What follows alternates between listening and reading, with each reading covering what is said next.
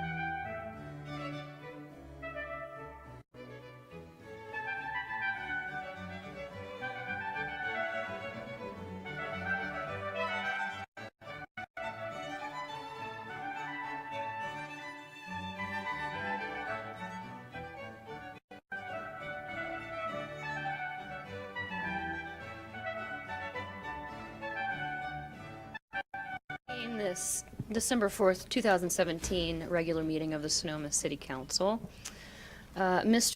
Ryan Laley, Chair of the Sonoma Valley Citizens Advisory Commission, would you do us the honor of coming to the podium and leading us in the Pledge of Allegiance? All please rise.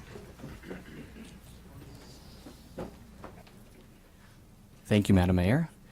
I pledge allegiance to the flag of the United States of America and to the republic for which it stands, one nation, under God, indivisible, with liberty and justice for all. Thank you. Can I please get a roll call? Councilmember Agramonte. Here. Mayor Pro Tem Edwards.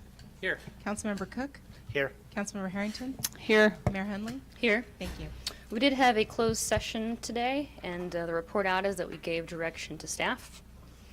At this time, I will entertain a motion for approval of the agenda. However, I would like to ask that we switch section 3 with section 4. So moved. Second. Thank you. Can I get a roll call, please? Councilmember Agramonte. Aye. Mayor Pro Tem Edwards. Yes. Councilmember Cook. Aye. Councilmember Harrington. Aye. Mayor Henley. Aye. Thank you. Item number 1 is comments from the public. At this time, members of the public may comment on any item not appearing on the agenda. It is recommended that you keep your comments to 3 minutes or less. Under state law, unless otherwise permitted under the Ralph M. Brown Act. The merits of the matters presented under this item cannot be discussed or acted upon by the City Council at this time. For items appearing on the agenda, the public will be invited to make comments at the time the item comes up for council consideration. Mr. Brown. Thank you, Brown, 1396 Lubeck Street in Sonoma. My wife Jewel and I are planning a first night event at the Sonoma Community Center on New Year's Eve. The first night was in Boston in 1975. The intention was to avoid the emphasis on alcohol that is common at New Year's Eve parties and celebrations, and put this emphasis on sober, family-oriented and fun. As the dad of a 16-year-old now who had her birthday yesterday, I have more concerns about alcohol consumption in Sonoma than cannabis. This is a free family celebration, and we have a modest budget, and hoping that you are available to participate as we dance, dine, sing, act, and our play into 2018. If you'd like to help us, we're more than open to welcome you on board. Just give us a call or an email. Thank you. Thank you.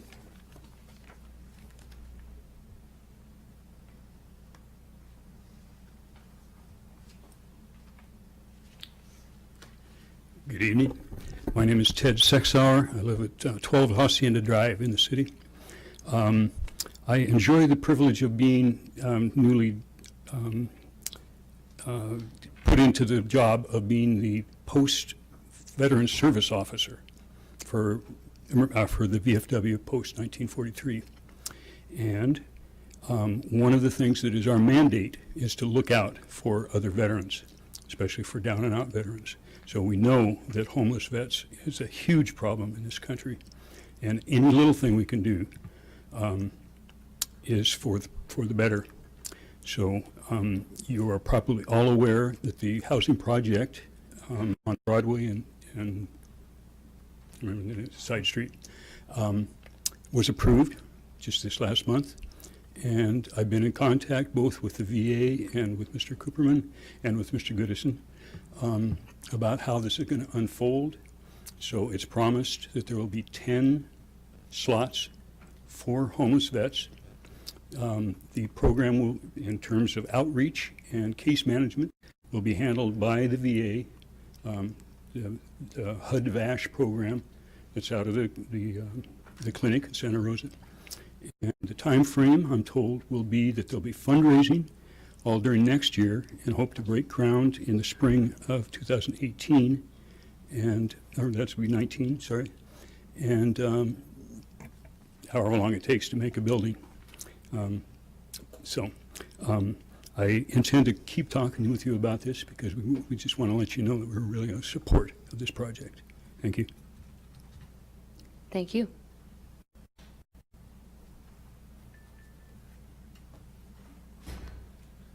Good evening, Fred Allebach at 19550 8th Street East, and I'd just like to make a quick second of Ted's comments and note that Sonoma is a Purple Heart city, and so that for the city to be supporting veterans in this housing project is important, and it already backs up the policies that the city has. Thank you.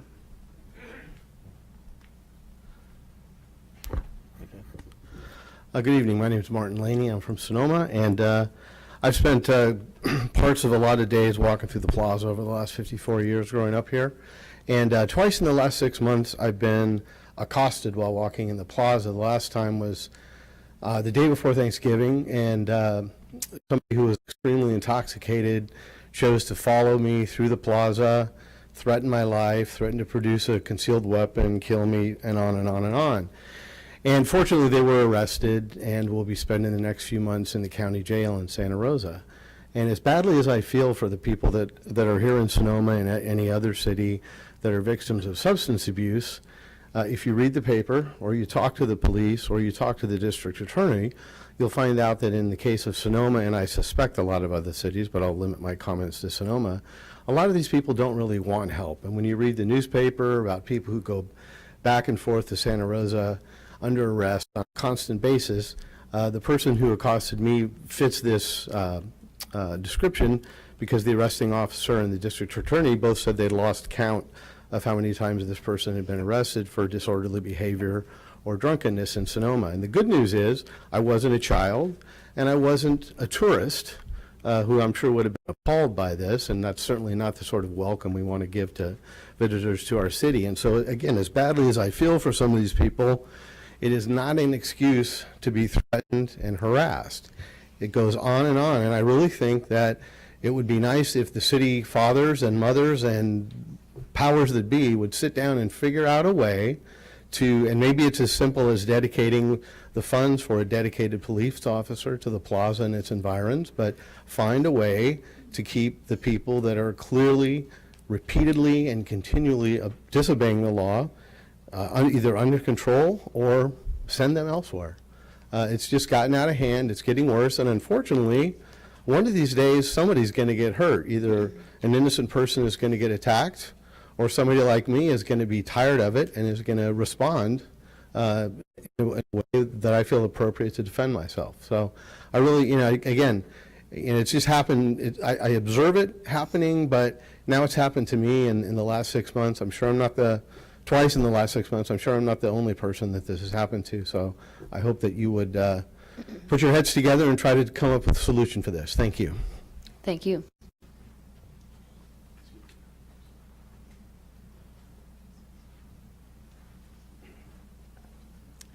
Good evening, council persons. My first name is Pather. My name is Dalton, 460 La Quinta Lane in Sonoma. Thanksgiving morning, we had an incredible interfaith Thanksgiving service. I'm now the official liaison person with Sonoma Valley. We used to be Sonoma Valley Ministerial Association. We have evolved and graduated and grown into a deeper awareness that we are now Sonoma Valley Interfaith Ministerial Association because we come from so many different traditions, 17. And the good news is that the Seventh-day Adventist Church hosted us, even though the pastor, Chris Estay, had moved on to another church calling, which was a wonderful opportunity for him. So we had the Seventh-day Adventist Church host us. We had Pastor Kern from First Congregational Church preach, and we had Rabbi Steve Findlay preside. That's as good as it gets. I'm telling you, there's not many communities that has that kind of expression publicly. There's a great crowd there. So I'm the official, Steve Findlay is now the president, and has asked me to be the liaison person with the city fathers and mothers. I'm very happy to play that role in any way we can be a support to the common good in Sonoma community. We are, I would hope, I believe I can speak for the community of people that assemble to say that we are as open a group as possibly can come to people from all walks of life, different faith traditions, no formal faith traditions, people that are part of the community. And also I'd like to put a plug in for the environment and for climate control. I'm a good friend of mine by the name of Wilfred H. Welch, W-E-L-C-H, who has written a gorgeous little book that's intended for local community action. I know there's many communities, especially to the First Congregational Church, involved in climate control. It's a simple thing called In Our Hands, and it's on, as you can get it on Amazon, and it's in simple language to see what we can do individually and as a community for an ongoing awareness about climate and climate challenges in our own lives. So thank you all very much. Thank you.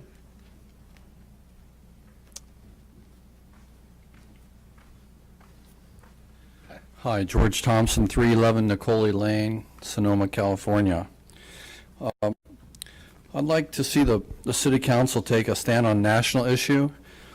I'd like to see the City Council join Amherst, Mass., Brookline, Mass., Cambridge, Mass., Leverett, Mass., Pelham, Mass., Alameda, California, Berkeley, California, Los Angeles, California, Richmond, California, and Charlotte, Vermont, calling for the U.S. Congress to begin impeachment proceedings of Donald Trump. Be great to see Sonoma take a stand. Pick your reason. There's about 1 million of them. Thank you. Is there any further public comment at this time? Seeing none, I will bring it back. Do we have any meeting dedications today? I do, Madam Mayor, 2 dedications. One to Rose Murphy. Possibly many of you know who she was. She passed away November 20th in Sonoma. She actually, along with her husband Larry, from, I forgot the name of Murphy's Bar. Thank you so much. The pub. And passed away, unfortunately, was faced with a very long illness, and her husband, of course, former mayor and council member Larry Murphy. In 1993, they actually founded Murphy's Irish Pub, and there are other things that are really attributed to her, an author, a great storyteller, and she lived here for 43 years. She and her husband were married for 53 years. She leaves, of course, Larry, her son Tony Murphy, and daughters Katie Vanoni and Monica Alatorre, her sister Carol, her brother Jerry, and 7 grandchildren. So I would just like to dedicate this to Rose Murphy, and I know that she was a big part of what makes Sonoma great. Also, another person, Carol Pecorini. She, of course, was 32 years ago. It was Carol Piccarini's idea to illuminate an evergreen tree on the plaza with white lights during the holiday season. Piccarini, she was also one of the founders of the Valley of the Moon Hospice, which eventually became Hospice by the Bay. She passed away October 17th at age 74. She was especially close to her daughter, Shalon Bridges, and she and Francisco, whom she leaves behind, her husband, Francisco Peccarini, were both very active in hospice, with hospice. So in their names, I'd like to dedicate this. Thank you. Thank you. Next up is presentations. If I could please have Commissioner Michael Coleman meet me at the podium. And do we have Mary Seck here today?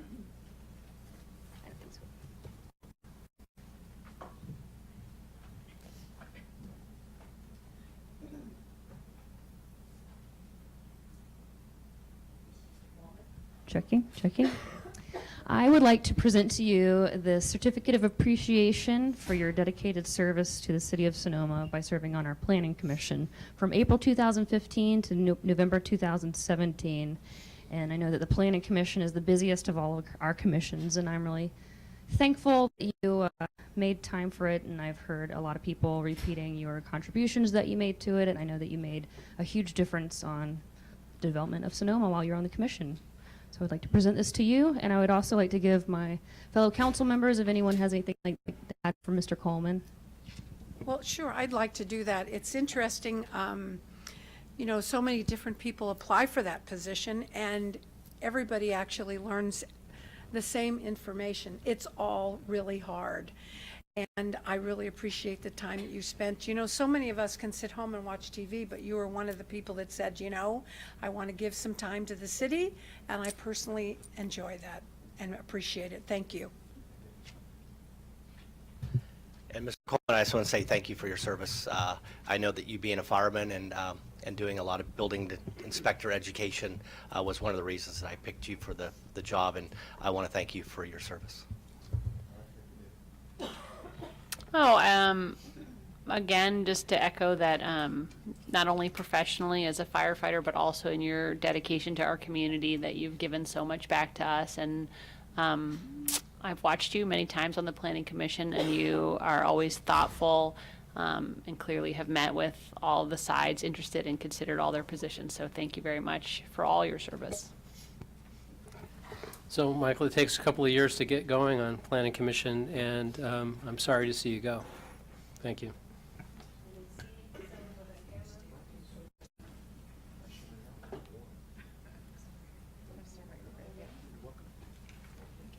Bloodhound game? Okay. Are we standing or sitting? Oh, okay. All right.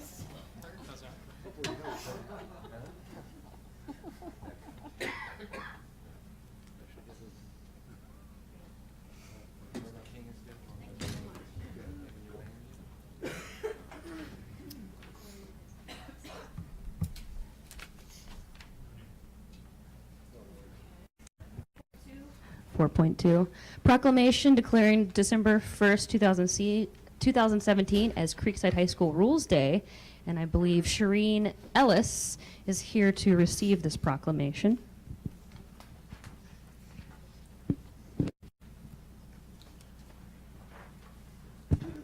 I am going to give the proclamation and then give you an opportunity to explain the origins of this. Creekside High School Rules Day, December 1st, 2017.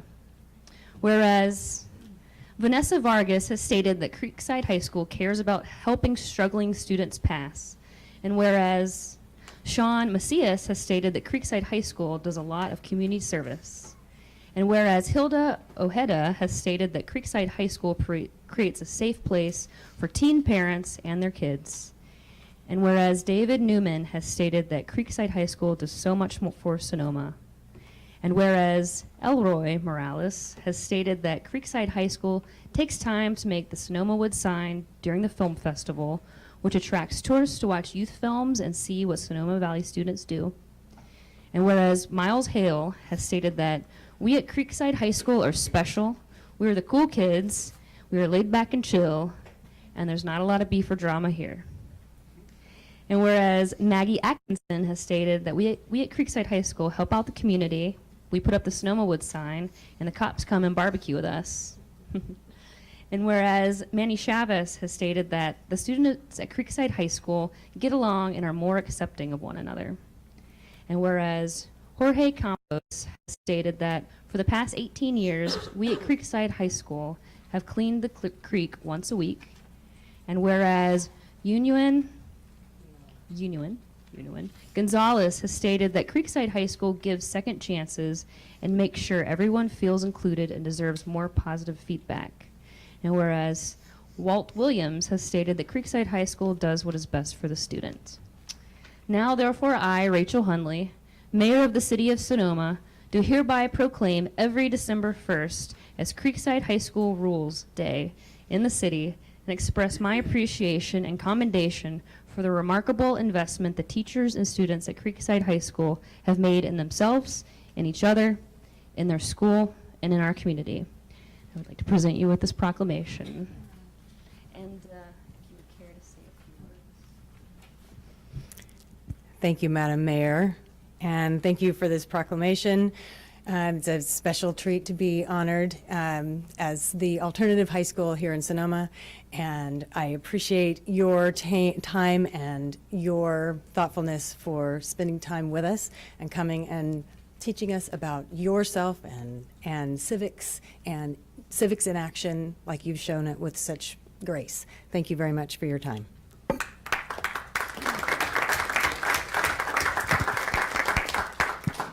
It has been my pleasure. And one of the last times I was talking to the students, I had posed to them that if they wanted to contribute to making a proclamation, I would be happy to give it. And this is what we put together. So item 4.3, proclamations and appreciation to Sonoma Valley High School, to the Sonoma Valley Chamber of Commerce, and the Sonoma Valley Education Fund for their partnership in creating the Youth Engagement Seminar. And before I give the proclamation, I'm going to hand it to our city manager. Great, thank you, Mayor Hunley, council, members of the public. Before we kind of talk about this proclamation, I want to give a little bit of a history of how we got here. First, I want to recognize that Councilmember Harrington, shortly after being elected, brought up the idea for a youth commission. And in early 2018, the council had some conversation about that and kind of expanded the idea, instead of maybe just a commission, really looking how do we increase youth engagement. And part of that was the council gave us a little bit of funding to hire an organization called the Institute for Local Government that works with schools and city partnerships, and they have great models across the state. And we chose one of those models, and in talking with city staff, talking with the school district, this idea of a summer camp program came up. And when I raised this with the high school, they immediately jumped on it. And frankly, within 2 months, they had created this 2-week youth engagement seminar. And as part of that, there were 28 youth that participated. These were not necessarily your traditional youth that are kind of those constant leaders. These were kids that the teachers chose, and kids that came forward. But they interviewed, they shadowed, they took tours, they had a mock council meeting here in these chambers.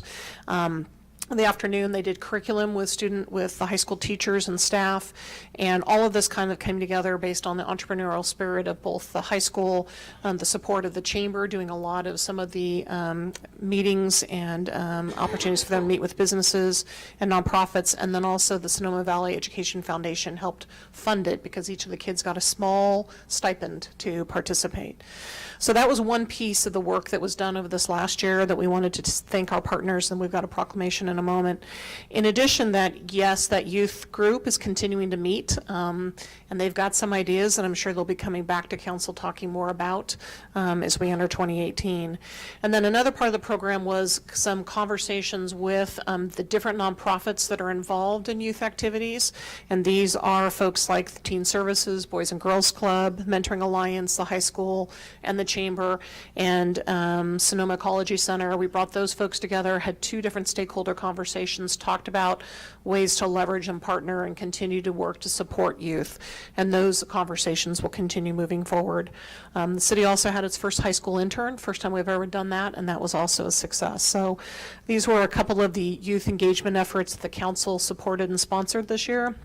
And wanted to take a minute to have a proclamation. I know that the folks that are here, I've got names, but I'll turn it to the mayor if you need any of those names. And we have a few of our youth as well. So I'll turn it back to the mayor. Thank you. My list is on my iPad, so if you will call people up. Sure. So in the high school, I know we've got Wendy Swanson, who does youth and college training. I think Wendy was here, and then I know Kathleen Hawing, the principal of the high school, was going to try to be here as well. At the chamber, we have Patricia Schultz, executive director, who helped help provide a lot of the curriculum as well, and then also Deborah Garby with the Sonoma Valley Education Foundation. And then we have some of our youth that I'm sure Kathleen or someone else can introduce. So please come on forward, everyone. So I would like to welcome you all up front.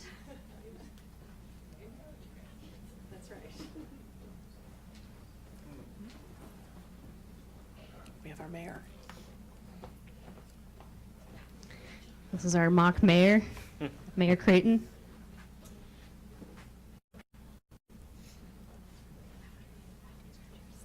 So since this was born out of Councilmember Harrington's brilliant idea, as soon as she got sworn into office, I'm going to let her assist with the proclaiming. And then I will give you all an opportunity to speak if you have anything to add. Thanks so much. Wow, is that on? I'm so excited that you're here. This is really wonderful, and I will read your proclamation. In appreciation to Sonoma Valley High School, the Sonoma Valley Chamber of Commerce, and the Sonoma Valley Education Fund for their partnership in creating the Youth Engagement Seminar, a 2-week youth leadership and development program.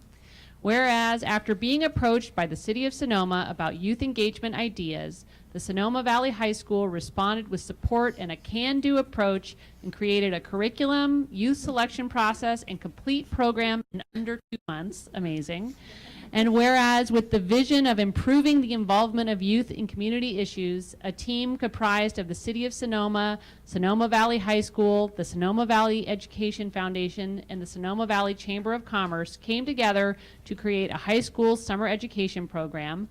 And whereas the result was a 2-week course called the Youth Engagement Seminar, YES, where 28 high school students underwent a succinct program that taught them the basics of politics with an emphasis on local government and an overview of business, nonprofits, and other key parts of the Sonoma community.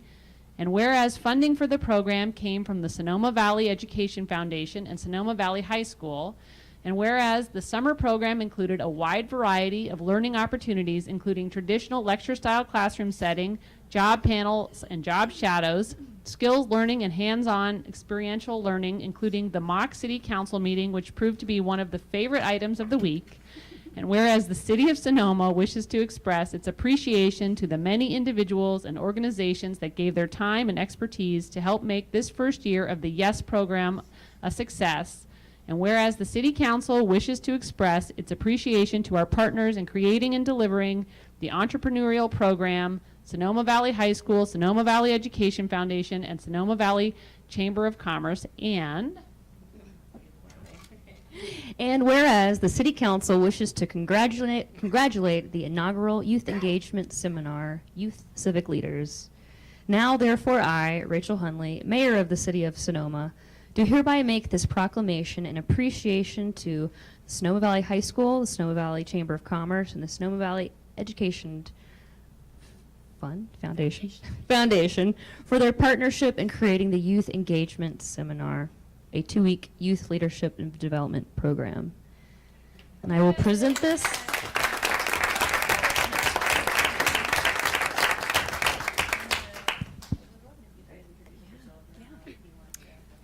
I just wanted to say thank you to the city, the chamber, the Ed Foundation, and that's it, right? And the students, of course. We had 28 students. They were great. We have 3 of them here tonight. And one of the things that we practiced during our youth engagement seminar was introducing ourselves and speaking publicly. So I'm going to let them introduce themselves. Everyone else has basketball practice, homework, college applications, etc. So. I'm Jocelyn Paredes. I'm a sophomore at the high school, and as a afternoon student, because I had summer school, I didn't really learn as much as the morning kids did, but in the afternoon I learned mostly that everyone could get involved with the city. They just have to commit to it. So, yeah.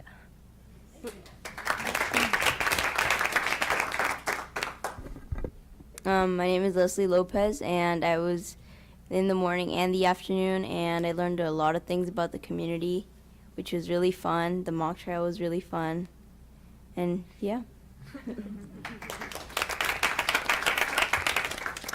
I'm Creighton Rockland, and I was so grateful to blindly stumble upon this awesome opportunity, and I got to be mayor, something I never thought I'd get to be by the time I was 16, so thank you guys. It was awesome.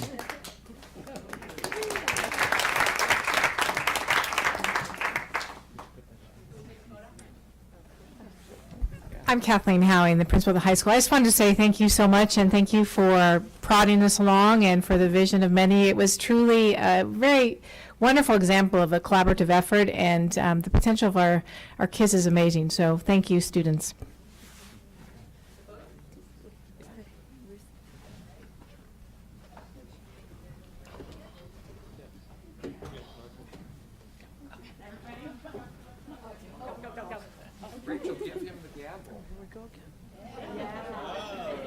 There you go, Creighton.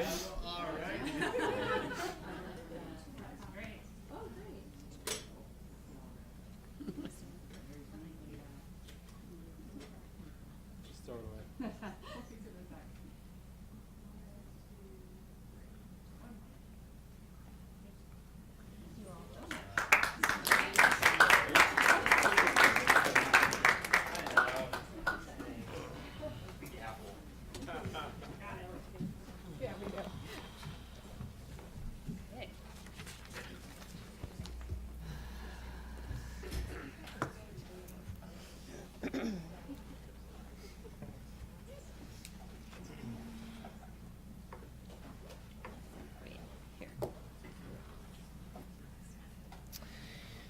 All right, now we are on to item 3, council reorganization. At this point, we're going to go start with an overview, and then we'll go through all the different steps. And just very briefly, as council and the community is well aware, this is the time of year where council does its annual reorganization and selects a mayor and mayor pro tem to be in service. And the mayor presides at the council meeting and also serves as the official head of the city for ceremonial purposes. And the mayor pro tem then provides that backup during any absence by the mayor. So the process that staff has outlined here in the staff report is first to look at recognition for Mayor Hunley. So there is a presentation that would be done by Mayor Pro Tem Gary Edwards. The outgoing mayor would make some comments. We then would have public comment and then council comments.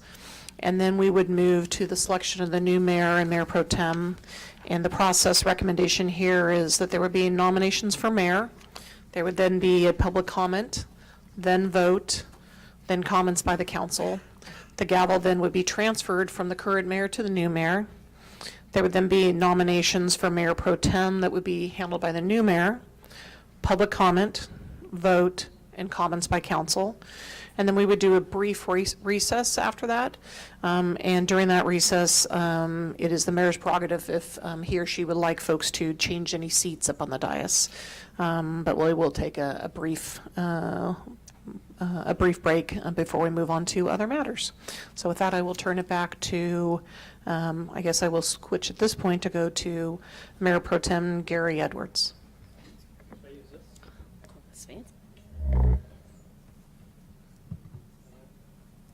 On? Okay. Well, I want to say, first of all, thank you, Rachel, or Mayor Hunley, I should say, for being a new spirit in Sonoma and all of the work you did, and especially with what this last little proclamation. I think it's saving the best for last as far as proclamations go. I really appreciate the expedient meetings we've had, and the watching the clock, which I really enjoy. And if you notice, the clock is on time tonight. I can't take credit for it, but our great staff took care of that because that clock was off by an hour for a while. You endured a lot of ups and downs, fire, which you were the first mayor that had to face fire here. And I'm sorry you didn't get a chance to go to on your trip to China. But I appreciate all the work and effort that you've done to bring the council together, and I sincerely appreciate the efforts. We have this beautiful glass, or actually crystal, gavel for you, so you're always going to have a gavel in your hand, and make good use of it. And again, thank you for your service to the community.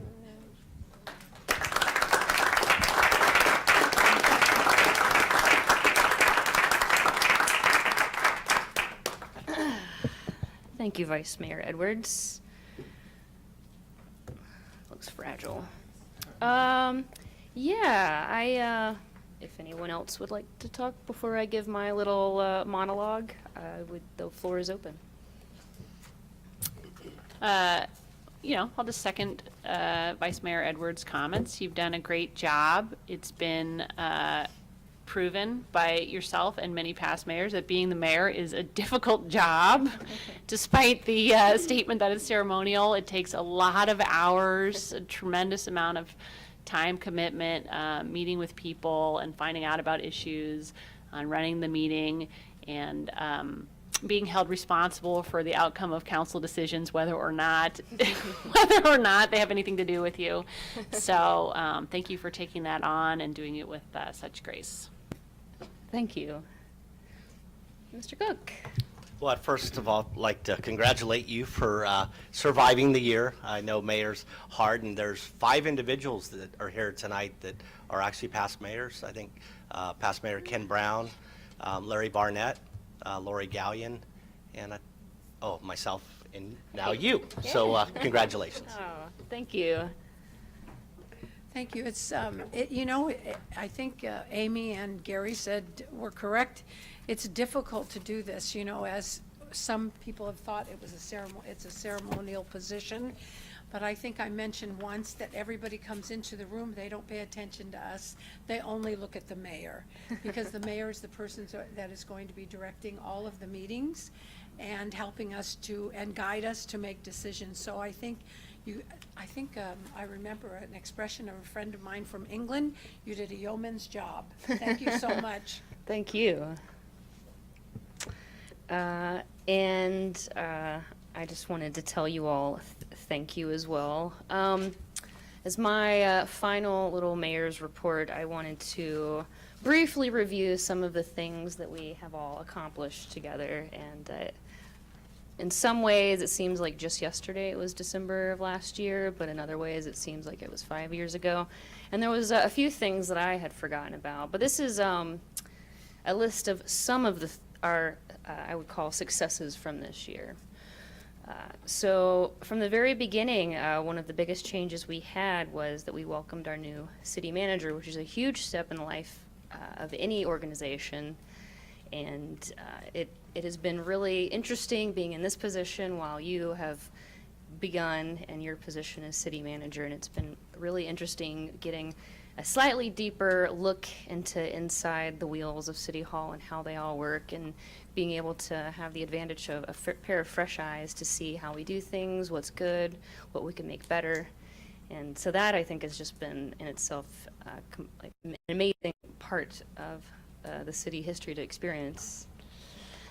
We also welcomed Colleen Ferguson as our Public Works Director, and Sue Casey, first as our interim finance director and now as our assistant city manager. And these are all huge positions that we filled very quickly at the beginning of the year. So with new people in City Hall, we worked on some things like improving our communication tools, which we had known in the past. We had a bit of a communication problem with the public, not being able to even have the tools to get messages out there. So we've greatly improved the website. We started using social media, and there's more plans to even make that better.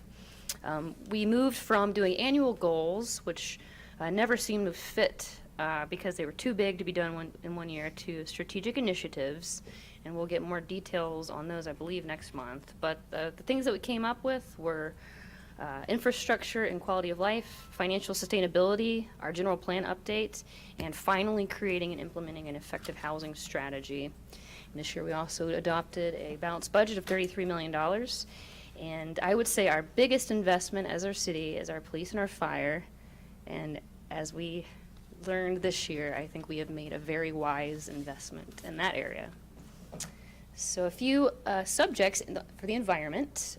Things that we've done along the way this year.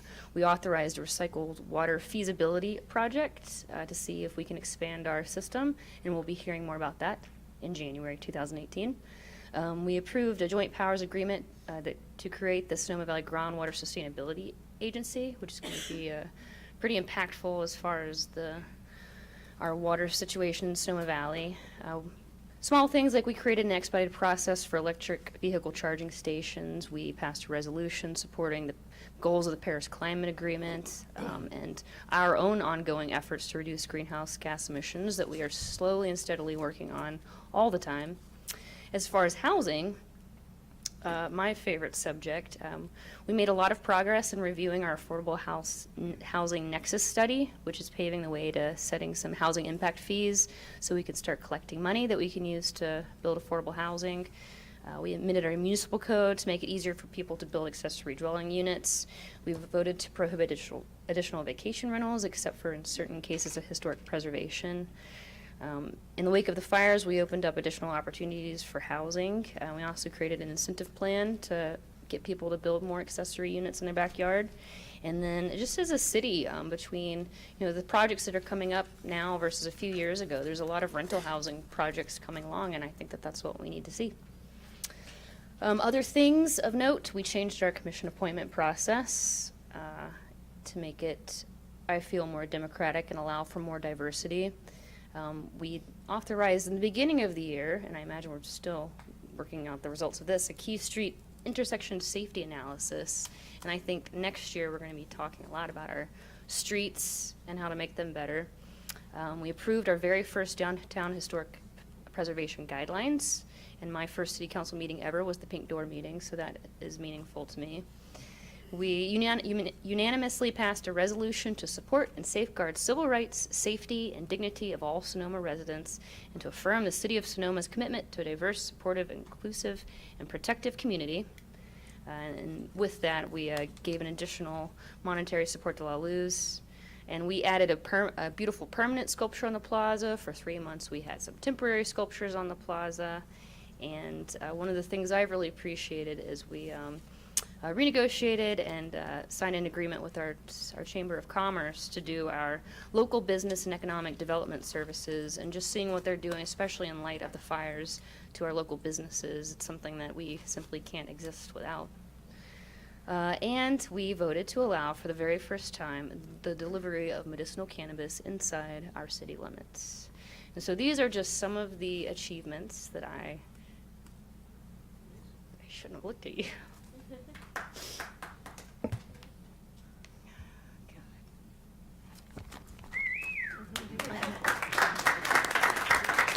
I think at this time we're just going to go to the public comments section. I'll finish at the end. If anyone wants to say anything, this is your last chance with me holding the gavel. Being mayor is a task, and as a past mayor 3 times in the city of Sonoma, I'm fully aware of the challenges you faced, and you handled them all very well. Congratulations. Thank you.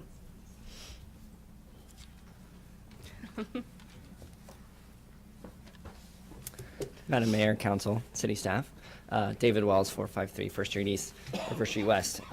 First, I want to say congratulations to you on your first 3 years on the council, and specifically the last 12 months.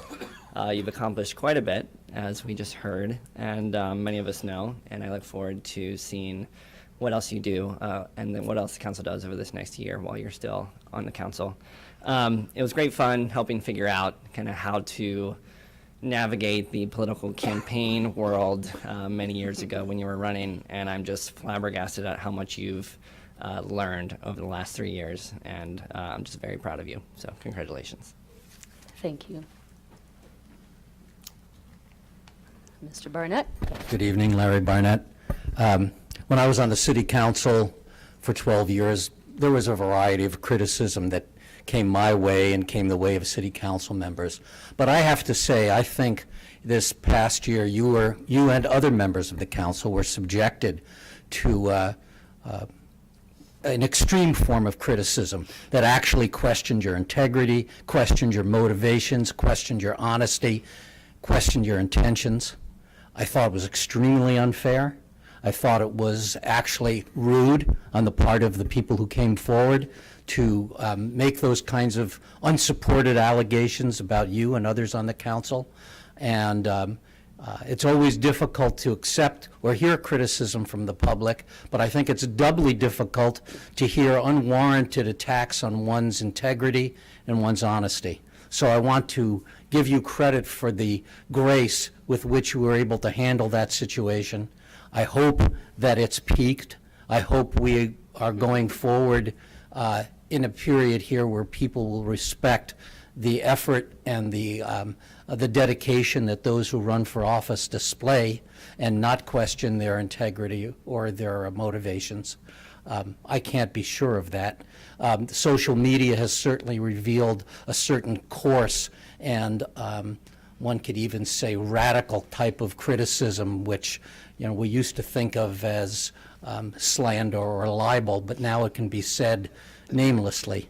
And so allegations and rumors and actually cruel treatment of others has become, unfortunately, more common.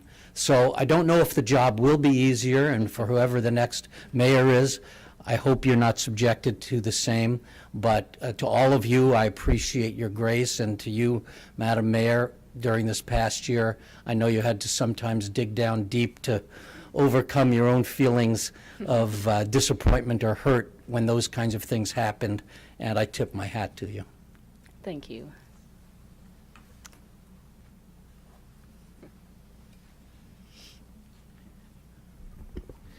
So you see, we, as past mayors, have come forward to congratulate you on the service of your term. It seems like it's such a long time in 1 year, dealing with all of the issues that are coming forward and being in charge. When you reflect back on this, you'll have a sense of presence that you were a leader in this community. And that is something that is so special. It is why you run for office. It's why you wish to be elected by people in your community, because you are their spokesperson. So congratulate yourself as I congratulate you on the completion of 1 year as the mayor of the city of Sonoma. Thank you. Thank you. Good evening, Council. I'm Richard Silver, and I would like to thank the Council, and in particular, the fact that it is a majority of women. Mademoiselle Mayor, I believe, unless you're engaged, is a correct term, but nonetheless, I applaud you as an example of youth and wisdom and vigor for not only your fellow residents of the town, but also for the young people at the high schools to see that, yes, gender is not an obstacle, and experience and who you know may not be the criteria to hold public office and to be what the highest calling is in this and any other culture, to be of service to others. So I tip my beret to you. Thank you so much. Thank you.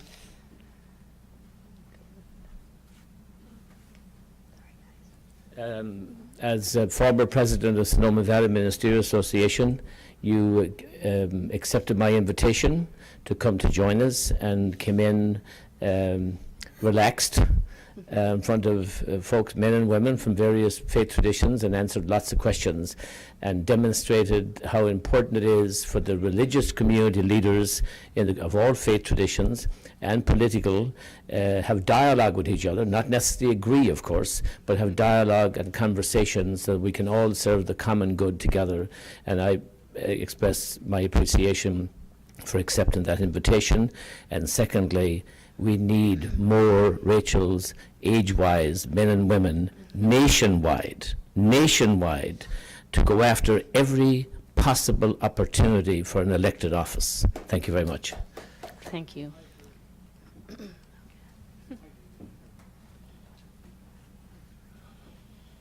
Robert Dimler, Mademoiselle Mayor, this is for you.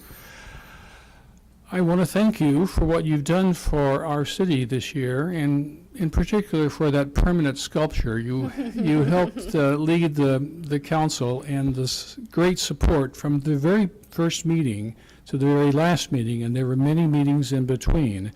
And we all see how something that it was not totally supported at the beginning, with time, can be a great addition to our lives. And maybe that's true of you in your term as mayor. And I appreciate that very much. And my wife and I don't get to every event in Sonoma. There are many events in Sonoma. But everyone that we or I attended, you were there very quietly making your presence. And for that, I thank you. Thank you.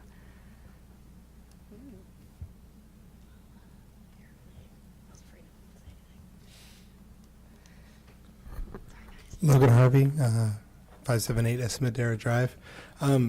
Heck of a year to be a mayor, heck of a year to be a city council member. Fires, the national politics changing a bit, to say the least. Sonoma has become a little city that's a part of a bigger world, and I think you all navigated that well. I like the recognitions of climate change issues and things like that we're seeing here. Focuses on housing and on getting our workforce to a place that maybe they could start to live better here is wonderful. And it's been really cool to see the engagement that all of you have had with the community, being willing to meet with community members for coffee or respond to emails and things like that. It's really been cool when you have such a degree of negativity in national and larger politics, to see that when you stay in home and you stay focused on your own community, there really is good work that can be done. And I congratulate all of you. Thank you, Logan. Is there any further public comment? Sean Hamlin, Denmark Street.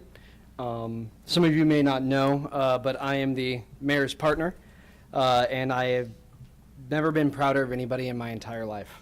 This year has been incredible to watch. Highs and lows like nobody's ever seen before. And as first dude of Sonoma, I had the privilege of being able to see this up close. And particularly, I would like to highlight the period when we were in the fire. I'm a staff member for Congressman Thompson, and so she and I were both working this thing just all the time. And we saw each other maybe 2 hours a day for 3 weeks. But for those 2 hours, Rachel was just going on and on about how amazing the city staff are, how amazing Brett Sakic is, how amazing Steve Aker is, and the work that they've done. And I knew you were the most amazing person I ever met when you just had to get out on Facebook Live to speak to your community and let them know what was happening, because so many of them did not know. And that blew me away. That took a lot. And your time as mayor is winding down, and I was wondering if, with one of your final acts as mayor, if you would accept my marriage proposal. Yeah, dude.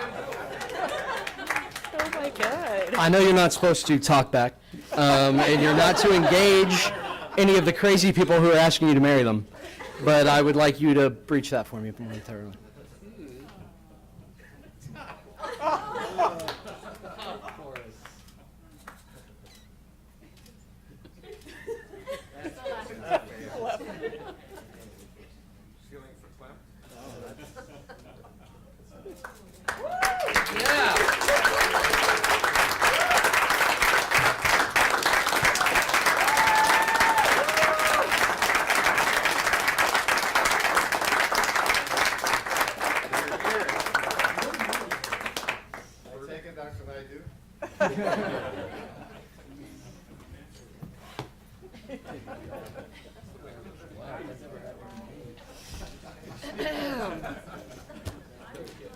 Well, fortunately, I only have a few minutes left of being mayor, but is there any further public comment? And for those who didn't hear, the answer was yes. All right. My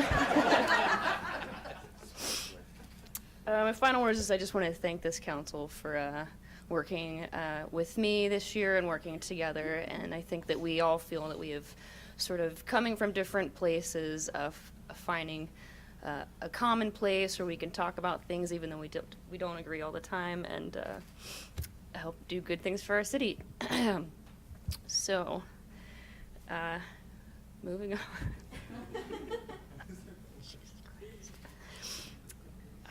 Next up is going to be our nominations for mayor, and when I will open the floor for nominations, and we can take as many as we have, and then we'll take it out to the public comment, come back and vote, talk some more, and then it's going to be someone else sitting in this seat. So at this point, I would like to open the floor for nominations. Mr. Cook. I'd like to nominate Madeline Agramonte for mayor of Sonoma for 2018. Thank you, Mr. Cook. And I would like to nominate our vice mayor, Gary Edwards.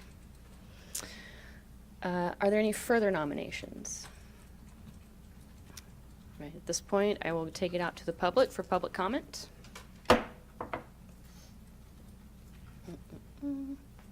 Seeing none, I will bring it back for, if there's any discussion, we can have it, and then we'll take a vote. So is there any comments? I think both of the nominees are wonderful in their own ways and would do a great job as the mayor. Having been on the council now for a year, I think that Mayor Hundley did a wonderful job, but I regret skipping Madeline Agramonte's turn, and I apologize to her for doing that. I think it was hurtful, and so I'm going to support her tonight, and I would support Councilmember Edwards being the mayor next time, but I think that Madeline would do a great job. I think Rachel did a great job, but I regret that happened, and I hope we can make that right tonight. All right, anything else? Mr. Edwards? So I just want to clarify the, and it's okay not to be mayor for me. It's not something I've ever worried too much about, because I normally lead from behind anyway.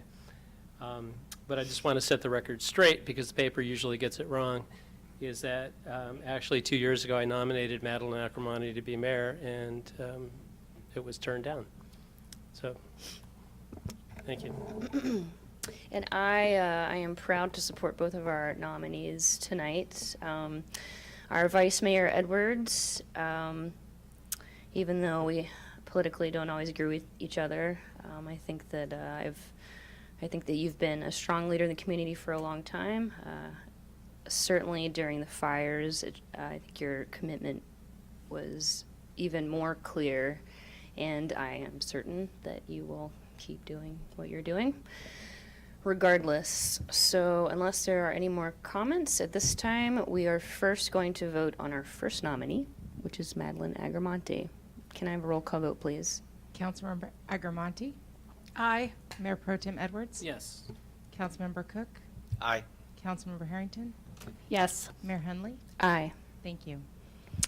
And before I give you my seat, well, I guess we've already. Anybody else have anything else to say? All right. At this point,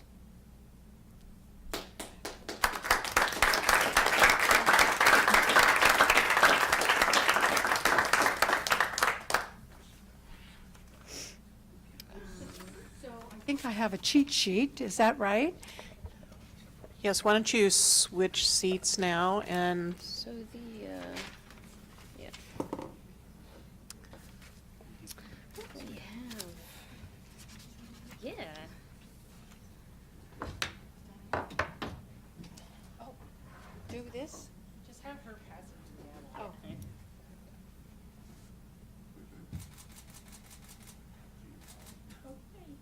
Thank you. There's a sheet. Is that what it is? It's not super. No, it has this on it. I think it's just that. Okay. Thank you so much. At this point, first order of business is taking nominations for Mayor Pro Tem. Oh, I'm sorry. Councilmember Cook? I'd like to nominate Councilmember Amy Harrington for Mayor Pro Tem of the City of Sonoma for 2018. And I will second that, even though it doesn't need a second. Are there any other nominations? We'll close. And I close the nominations. And I will go to the public for comments.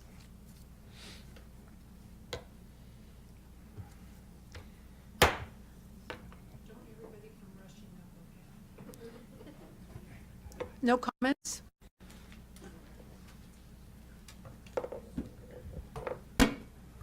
I'm glad. Thank you so much. At this point, I believe we are going to ask the city clerk for a vote. And I'm closing the public hearing. And I'm calling for a vote for Mayor Pro Tem. It doesn't roll off my mouth. We've already talked about that.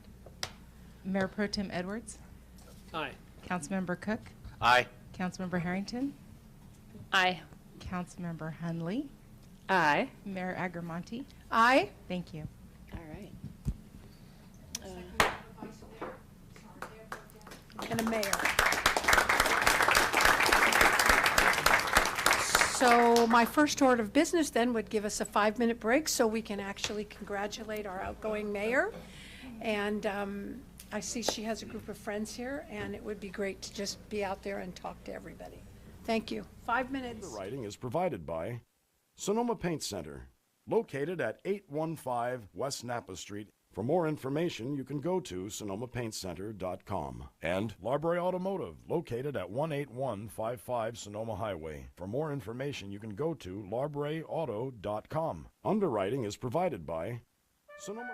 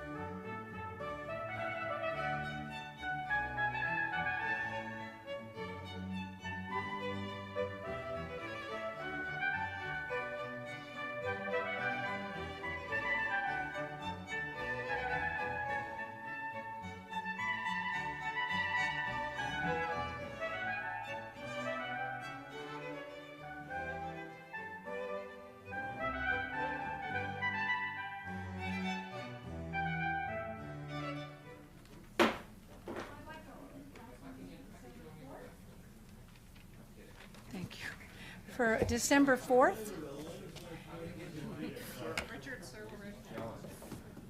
And so we have now started the meeting, and I know it's pretty exciting. Now we're moving into real business, and it gets, I guess it was pretty darn exciting. Thank you so much. I don't know, I've been married 50 years, I should drag him down here. I think he's sick, poor guy. So I believe that we are moving on to the consent calendar at this point, and all items listed on the consent calendar are considered to be routine and will be acted upon by a single motion. There will be no separate discussion of these items unless members of the council, staff, or public request specific items to be removed for separate action. At this time, council may decide to change the order of the agenda. Is there any request to change the order of the agenda?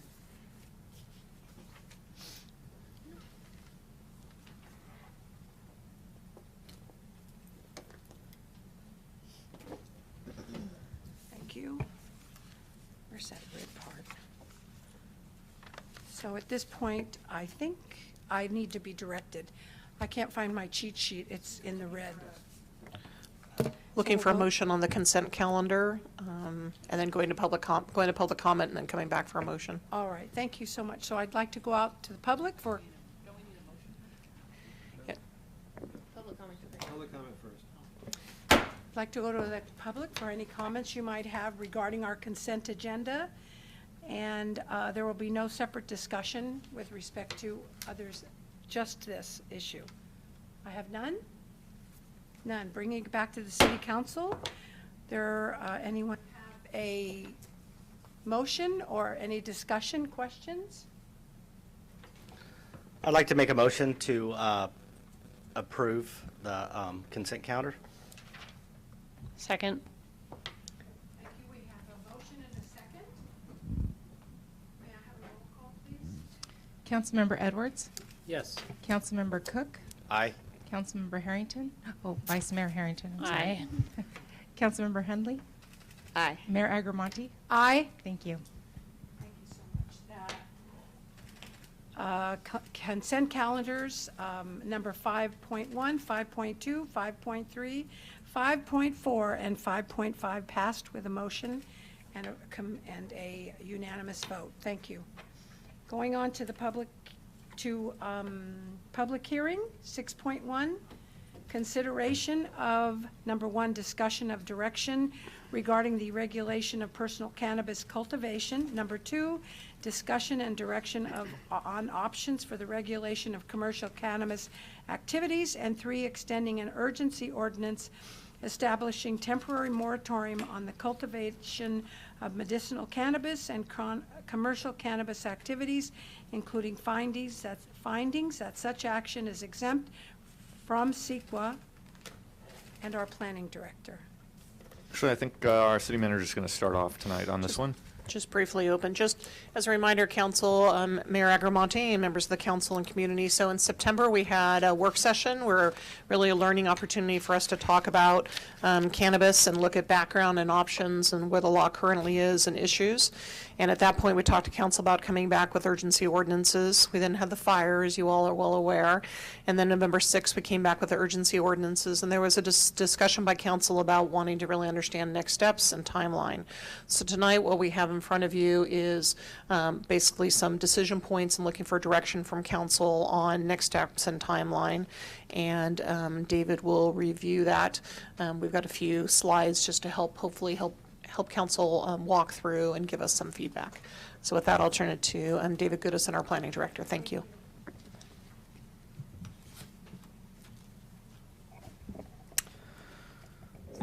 Thank you, Mayor Agramonte and members of the City Council. I'd like to begin by just reviewing the state of local regulation with respect to cannabis, because we need a clear understanding of that in order to have the discussion in terms of what the council wants to do moving forward. So in terms of its most recent actions, in November of 2016, In anticipation of the passage of Prop 64, which was the proposition that essentially legalized recreational cannabis and established a framework for both the personal use of recreational cannabis and also potential commercial activities related to that. In anticipation of that proposition, the council, on a vote of 4-1, adopted 2 interim moratorium ordinances, one placing a restriction on the indoor cultivation of non-medicinal cannabis, and the second prohibiting the outdoor cultivation of non-medicinal cannabis. In December of 2016, the council voted to extend these ordinances for 10 months and 15 days, and most recently they were extended for a final time at your meeting of November 6th, 2017. Also at your meeting of November 6, 2017, the council adopted an urgency ordinance doing 2 things. First, prohibiting commercial cannabis activities within city limits, with the exception of medicinal cannabis deliveries from licensed dispensaries located outside of city limits. And that moratorium also included prohibitions on the cultivation of medicinal cannabis using the same restrictions and allowances as those adopted for the personal cultivation of recreational cannabis. So that's where things stand right now.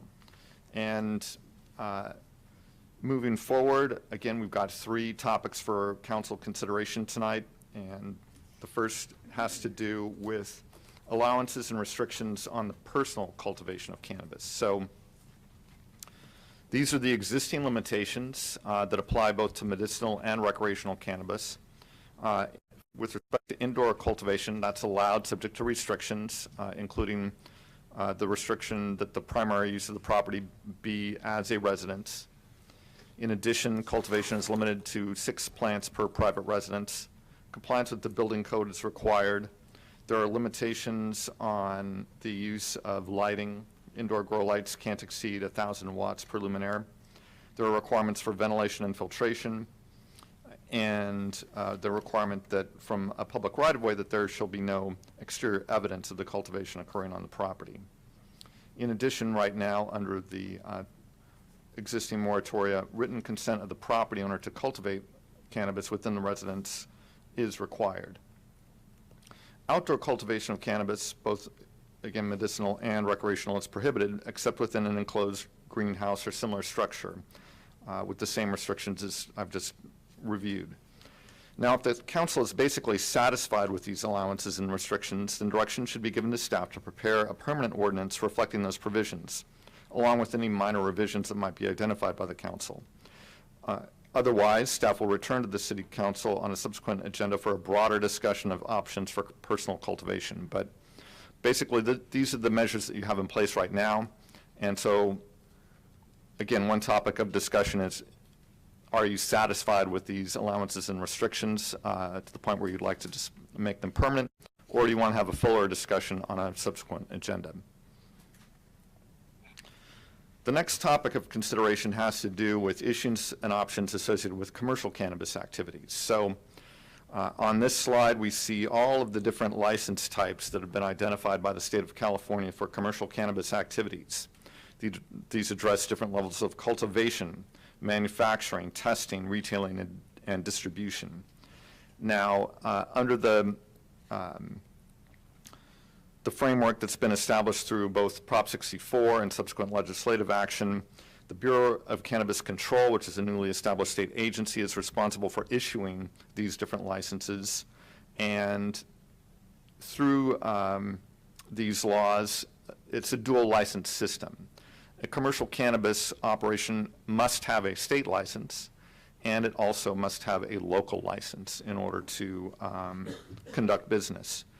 Through the state process, if an applicant applies for one of these state licenses, the Bureau of Cannabis Control will conduct a check with the local jurisdiction to verify that they are locally licensed, and they will either get that response or they won't. If the local jurisdiction basically takes too long in delivering a response, then the Bureau of Cannabis Control makes an assumption that the local license is valid, but they will check at the local level to see if the license has been issued locally as well. So under Prop 64, jurisdictions do retain full land use authorities to the regulation of commercial cannabis activities. So a local jurisdiction can prohibit such businesses entirely, allow only some, or allow them subject to locally developed regulations that fit local needs. The one exception to this local control rule is that while a local jurisdiction may prohibit cannabis deliveries originating from or ending within its boundaries, it may not prohibit a cannabis delivery system from driving through the jurisdiction. So in the lead up to tonight's review, staff conducted a review of the comments that were made by different city council members at the meeting of September 11th to help us guide the development of this staff report and guide the development of the options that are being presented to the city council tonight. So we are making some assumptions here because since the September 11th study session was primarily intended as an educational forum, council members provided individual comments rather than engaging in a group discussion. And so in reviewing these comments, staff has identified a couple of areas of initial feedback. First, interim access through deliveries. To provide an interim option for city residents to access medicinal cannabis while the city studies its options for implementing cannabis regulations, it seemed that the council supported allowing deliveries from licensed dispensaries located outside of city limits. And that direction was confirmed at the city council meeting of November 6th, when the council approved that allowance as an exception to the urgency ordinance that otherwise places a moratorium on commercial cannabis activities. A second theme was that no member of the city council expressed support for any of the activities of cultivation, manufacturing, testing, or recreational retailing, except that some council members suggested that perhaps over time some of these activities could eventually be allowed, but there didn't seem to be an interest on the council in pursuing such activities through the process that we're engaged in at this moment. So out of all these different license types, if that assumption is correct, then what we're looking at tonight are options related to medicinal dispensaries and medicinal distribution. And with respect to dispensaries, 2 council members expressed a clear interest in allowing a local dispensary or dispensaries, while 3 council members discussed questions, concerns, or expressed a desire for additional information. So in putting together our options for council discussion, we did narrow them down quite a bit based, again, on our reading of the council comments from the meeting of September 11th. But what we need to do tonight is just check those assumptions. Maybe we're wrong. So we are doing this in 2 parts. In this first slide, we're basically asking the city council, is staff correct? Is the council not interested in allowing commercial cultivation, manufacturing, testing, and recreational retailing and distribution? That's the assumption that we gathered from the meeting of September 11th. We need to verify whether or not that is correct. And that direction is going to inform staff's action, obviously, moving forward with whatever regulations the council is interested in pursuing. And then the second area of discussion has to do with dispensaries and deliveries. So there are 2 basic options that we've developed at this time. One option is not to allow a dispensary within city limits. In other words, under this option, commercial activities would be limited to the delivery of cannabis from licensed dispensaries outside of city limits. This basically reflects what the council adopted through the urgency ordinance that it passed at its meeting of November 6th. And in terms of a timeline, that option, if that is the majority council determination or direction, can be implemented fairly quickly with review by the Planning Commission followed by adoption by the City Council within 2 to 3 months. A second option assumes that there is an interest in an allowance for a dispensary within city limits or dispensaries. And there are different dispensary types that are encompassed in this option: delivery only, storefront, and storefront with delivery. Under this option, there are 2 phases. The first phase is exploration. In this period, the council would conduct a preliminary review and provide direction on key issues. These have to do with things like buffer zones, the zoning allowances that would be associated with the dispensary, the number of dispensaries that might be allowed. We would follow that up with a public workshop, but we do feel it would be useful to have at least some preliminary council direction before going forward for public comment. And then in this first phase, there would be a follow-up city council discussion and a decision as to whether or not to proceed with the dispensary allowance. And we believe that this can be accomplished through a time frame that would end probably in April. The phase 2 of this option would be a follow-up council discussion and direction on key issues, assuming again that there is council interest in proceeding with the dispensary allowance. This would be followed by drafting an ordinance and undertaking the public hearing process, developing administrative procedures and fees. This might involve a selection process. For example, if there's an authorization to go with only a single dispensary and we have multiple applications, how do we go about choosing between those applications, and when does that occur? And then lastly, if there's interest on the part of the council in taxing the dispensary, then it would be necessary to prepare a tax ballot measure to implement that. So depending on the scope and complexity of the council's direction, under this option, that time frame is from May to November, with the tax measure being on the November ballot. And moving forward, again, under option 2, there are a number of factors that the council would need to consider, as I alluded to previously. First, well, they're not really in any particular order, but is set forth in the staff report. The council has been looking at just what its focus is in terms of meeting the needs of the community. Right now, the council is focused on city residents who qualify for medicinal cannabis, and that's reflected in the range of options developed by staff. But there might be other needs or interests that the council wants to consider that would lead the council to look at other kinds of options, even apart from medicinal dispensaries. So again, that's an area of direction that we need from the council. One of the considerations has to do with alternative access. The county has had an ordinance allowing dispensaries since 2007, and under that ordinance, dispensaries are allowed subject to a use permit review process in several commercial zoning districts, but at this time there are no permitted dispensaries within Sonoma Valley. However, as those uses come forward, city residents will have access to them. And not to belabor the staff report, but security, staffing impacts, limitations on youth access and buffer zones.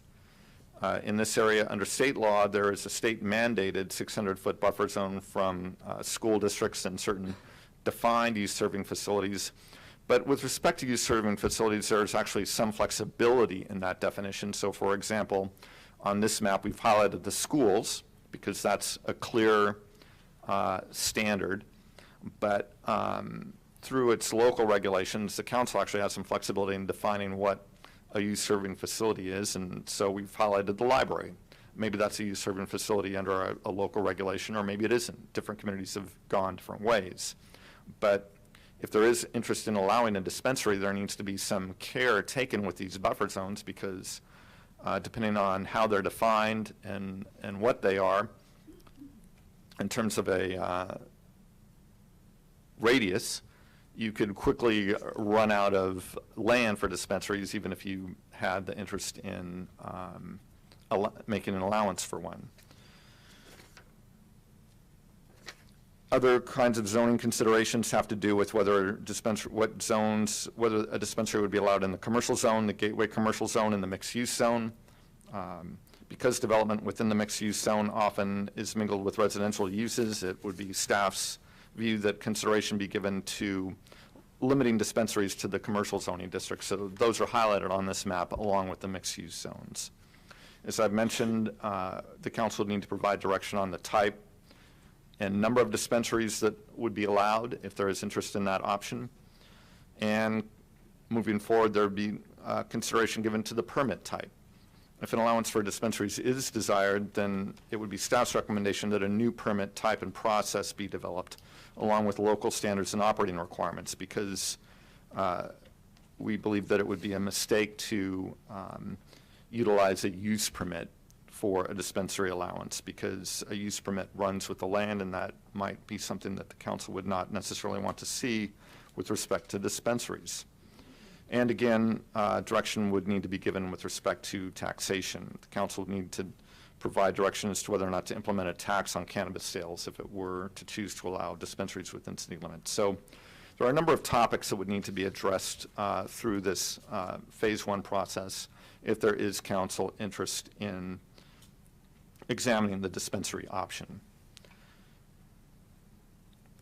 And then the third topic of discussion tonight would be the extension of the urgency ordinance that the council adopted on November 6th, because clearly under either of the options that we presented,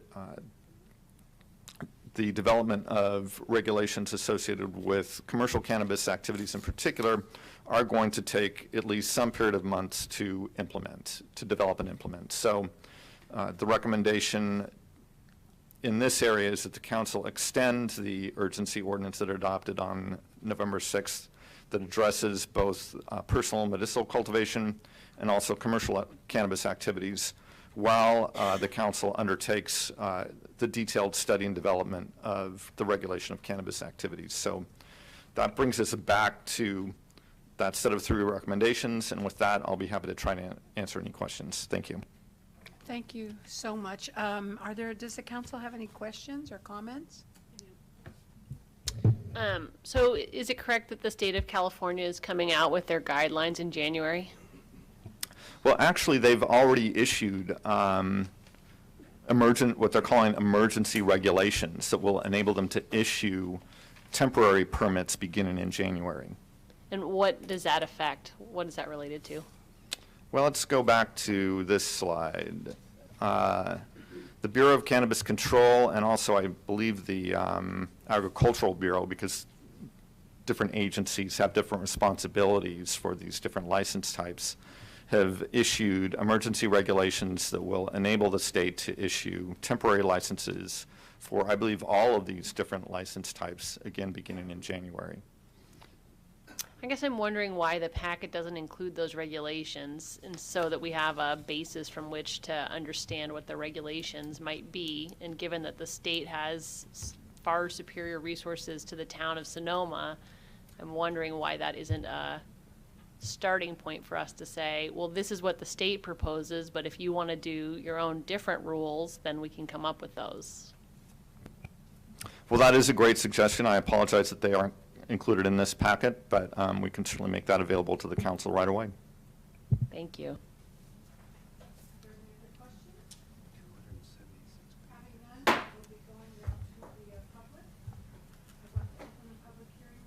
To receive public comments. And of course, your name, your address. Larry Barnett, 637 5th Street East. I've long felt that the city of Sonoma was grievously behind the curve on this whole issue. You're having a discussion tonight, which frankly you could have had a year ago, and all this research should have and could have been done, in my opinion. My reasons for saying that are the following. Once the state law goes into effect, essentially you've got an unregulated marijuana use situation surrounding you.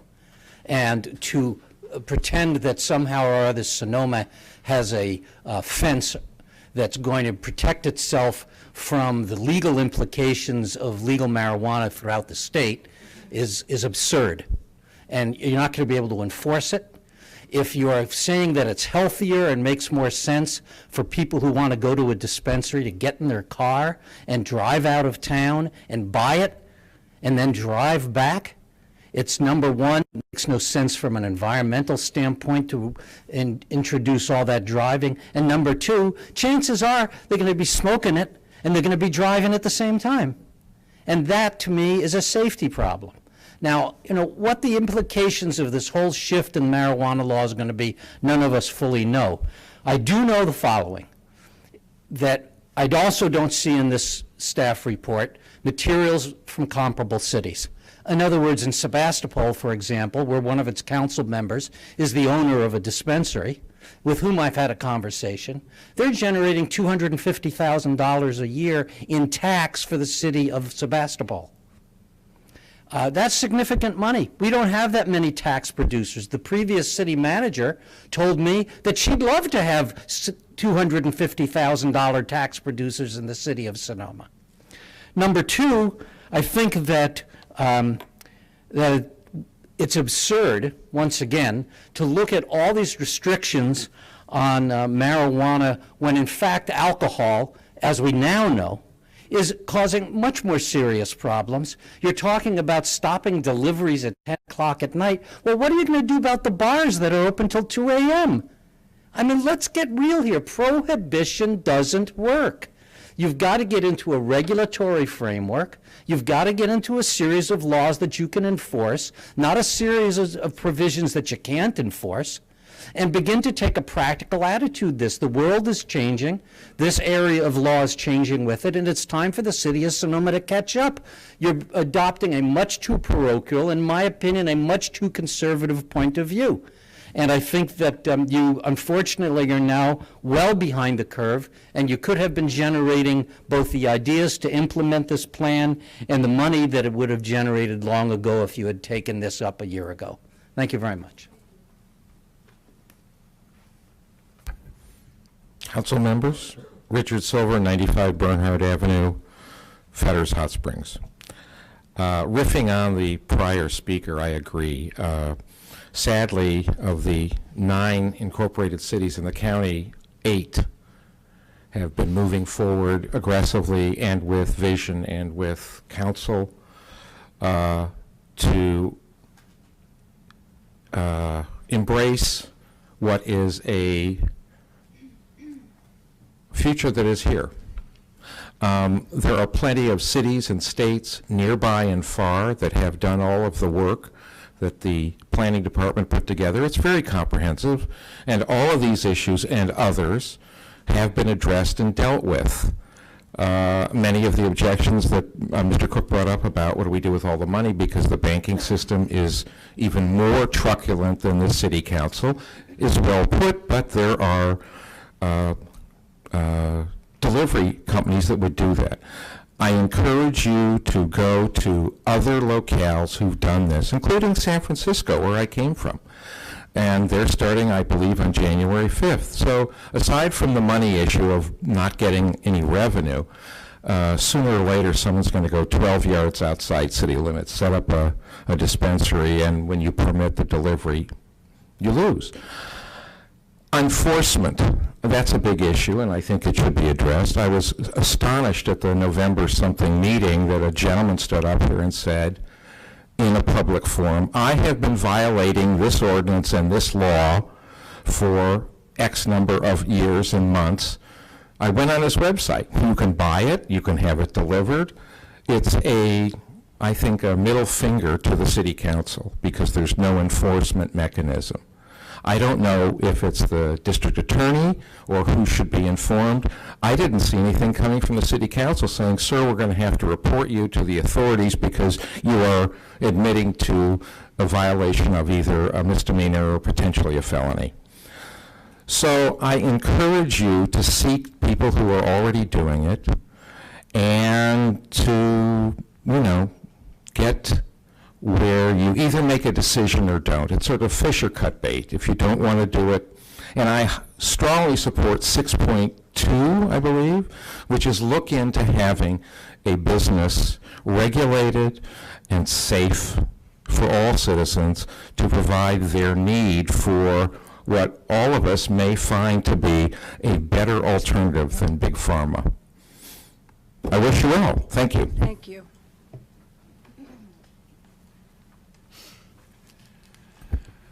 Fred Allbach, 19550 8th Street East. I'd like to speak on a different aspect of this topic, and that's with water use. I'd like to suggest that the product be brought in from places that are more well watered in the state than Sonoma Valley. the conservation of water in California is a serious issue, and California has overextended its water use throughout its history, and Sonoma is in a place where you're in a basin that has a medium risk groundwater basin and also is on an aqueduct, so it's a kind of insecure position to be with water.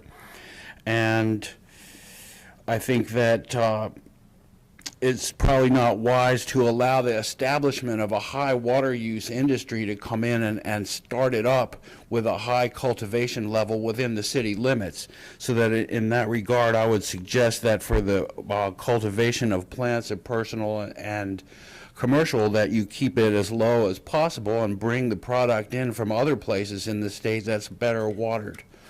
For example, with the personal cultivation, maybe 1 or 2 plants would be enough for somebody to have for a year. Because the way they have it now, you don't need very much, and you need to just go hide in the closet for 2 hours. So you don't need like 5 plants. I think one or 2 plants would be fine.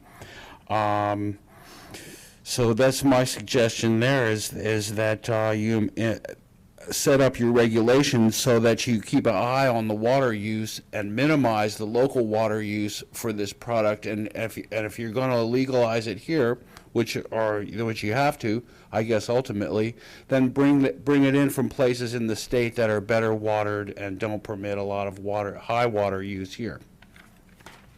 Thank you. Good evening, council members. My name is Michelle Ramsland. I'm a proud native resident of Kenwood of 50-plus years. I'm a past sponsor of the Sonoma County Growers Alliance, which is a high-profile, well-respected organization recognized throughout the county for its dedication to working with all stakeholders in the cannabis community, including the patients, businesses, government. At Sonoma County Growers Alliance, I proudly served as the co-chair of the city's committee.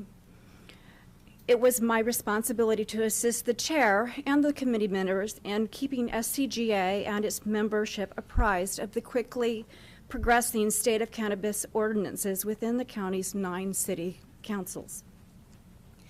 I'm currently acting interim vice president of the Sonoma County chapter of the California Cannabis Industry Association. This is an affiliate of a national cannabis industry association. I'm doing my best to fill some very big shoes that were left.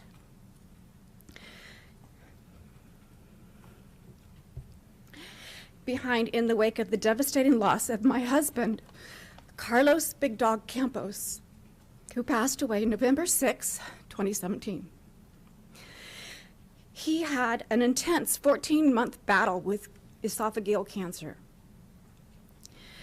Carlos was passionate about cannabis businesses providing not only safe medicine, but that those businesses provide a safe workplace environment for the medicine to be grown and manufactured.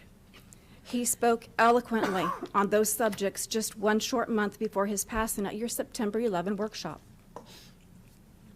As stakeholders and advocates, he and I routinely drove to the state capitol to present our cause before our state representatives. And many times, as we drove home through our beautiful city of Sonoma, he would be exhausted and sick with nausea from his chemotherapy treatments. And we would say to one another, I wish we had a dispensary here. Because on those days, many times we would have to keep on driving to Cotati or Santa Rosa so that he could get the medication he needed. He had regular medication that did not work. Cannabis was the only thing that gave him. Thank you. Please, on behalf of us, those in Sonoma County and in the city of Sonoma, I beseech you to humanely open the door for your sick and gravely ill citizens to have a locally owned and responsibly operated dispensary where they can reliably get quality cannabis medicine of their own choosing to suit the symptoms of whatever illness they are battling. Thank you. Thank you. Lori Gallion, 434 Rosalie Drive. I think that at this point, I'm not going to repeat some of the other comments that were said, but you can learn from the past. Each and every member on the council is responsible for the past. And as Mayor Hundley, former Mayor Hundley, said, that you have a strategic strategies, or whatever the term is that's happening, I would ask you that you can learn from the past and you can put this on the fast track. And I am looking for great civil discourse on this particular issue and a decision as rapidly as possible. No longer keep it in the to-do list or possibly not put it front and center. I think you hear very much, and certainly I have heard very much, that this issue wishes to be discussed by the members of the city. In 2009, the question of a medical marijuana dispensary came on board when I was on council, and unfortunately it did not pass. But this is not an issue that we have not discussed before, and we can go back to some of our records and put now, with our new information that we have coming forward, what we can do. And we can be leaders like the city of Sonoma does lead in Sonoma County. Thank you. Thank you.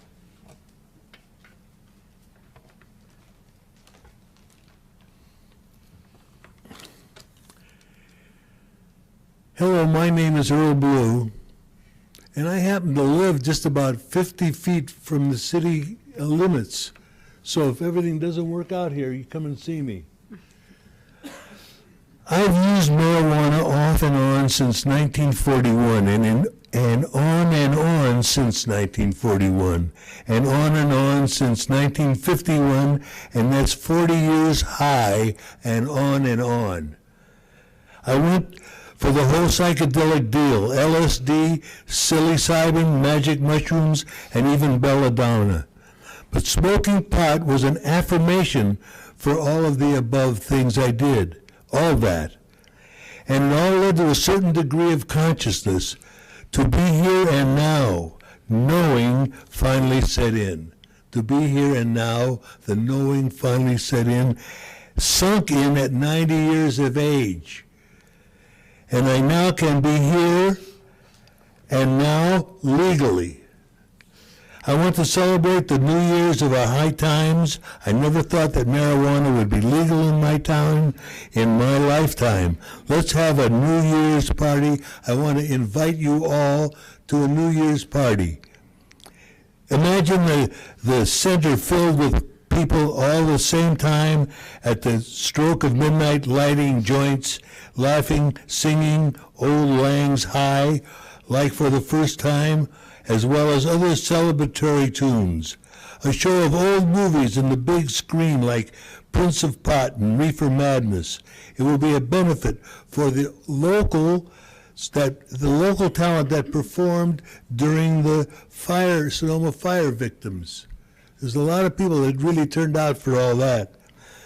The floor show will feature Jeff Gilbert and fabulous Sonoma stars to be announced, and Earl Blue and the Boogie Woogie Band for dancing. So that's my own personal feeling. I'm sort of like a coming out thing for me. But what I really want to mention is that in my experience as a senior citizen, it really is important that you provide for us the means to get information about what's good for us medically. And I really believe the senior citizens in town need to come in to talk to somebody rather than have somebody deliver from out of town. Mr. Blue, you have 15 seconds. Well, that's about it. Oh, let's see. Anyway, well, yeah, look around and you'll find that all the senior citizens you see at these meetings are senior citizens, and more people are interested in it than just young people. Thank you so much for getting Thank you.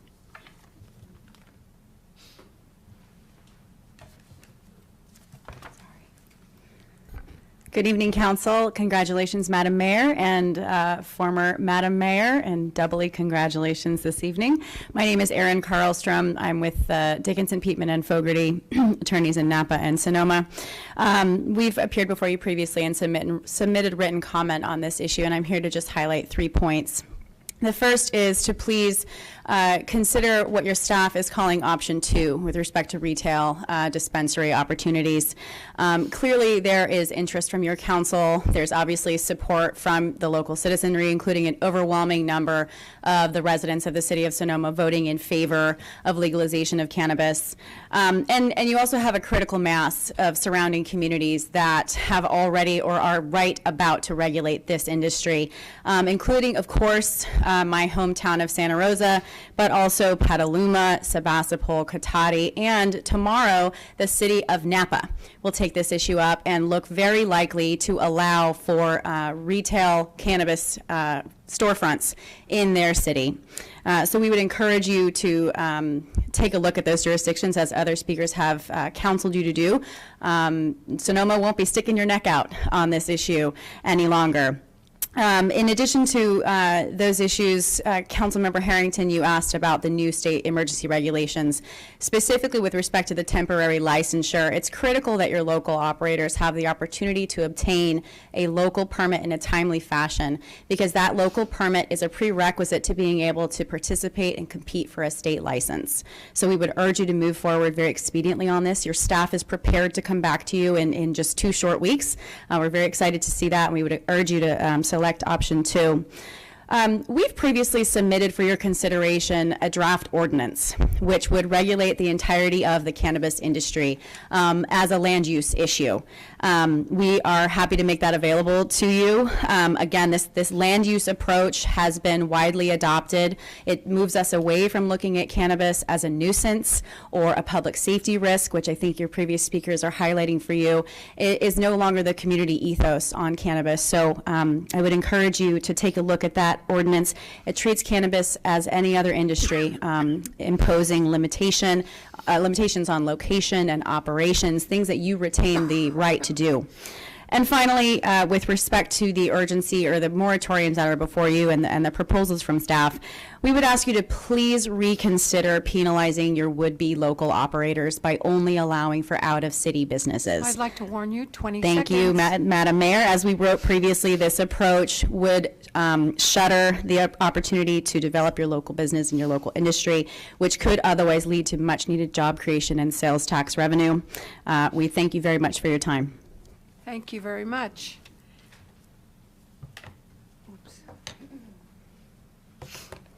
Good evening. Julian Matheson, 1396 Lubeck Avenue, Lubeck Street, Sonoma. I'm not going to repeat anything. I concur with everything that's been said.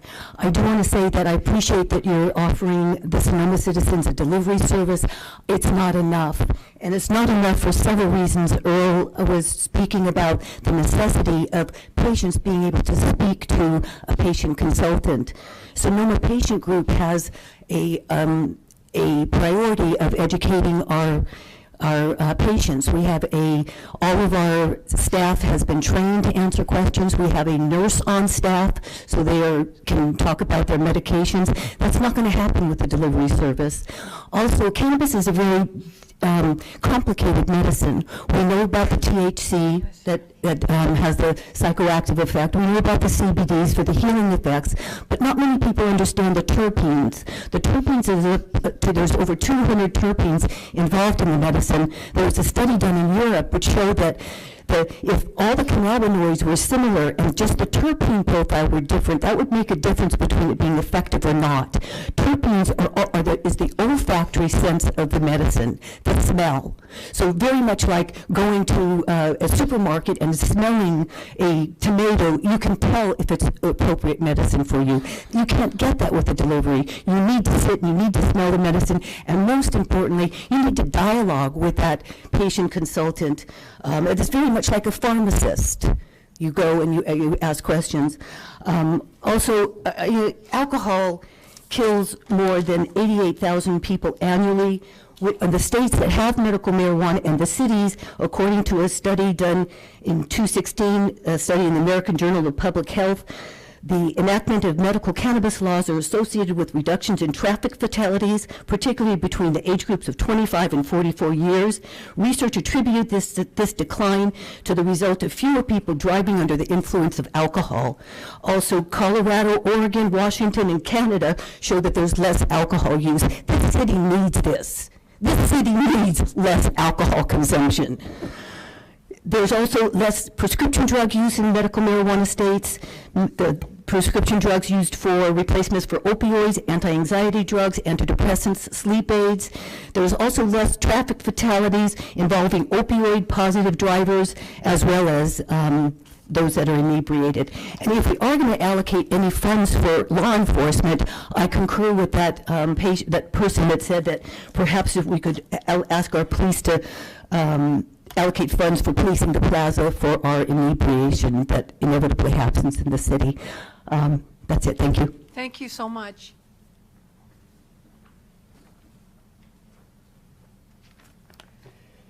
Good evening, everyone. My name is Gil Latimer, and I live on Grant Court in Sonoma. I'm a past member of the Sonoma County Growers Alliance, a well-respected organization that was instrumental in assisting Sonoma County supervisors and the Santa Rosa City Council in producing their cannabis ordinances. As chair of the city's committee, I was responsible for keeping our members apprised of the progress on cannabis ordinances in the county's 9 cities. Tonight, I represent the Sonoma Valley Cannabis Group, a local grassroots organization of nearly 200 members, patients and their families, who are all greatly concerned about local access to medicinal cannabis. First, we thank the City Council and staff for moving forward on an issue that means so much to so many.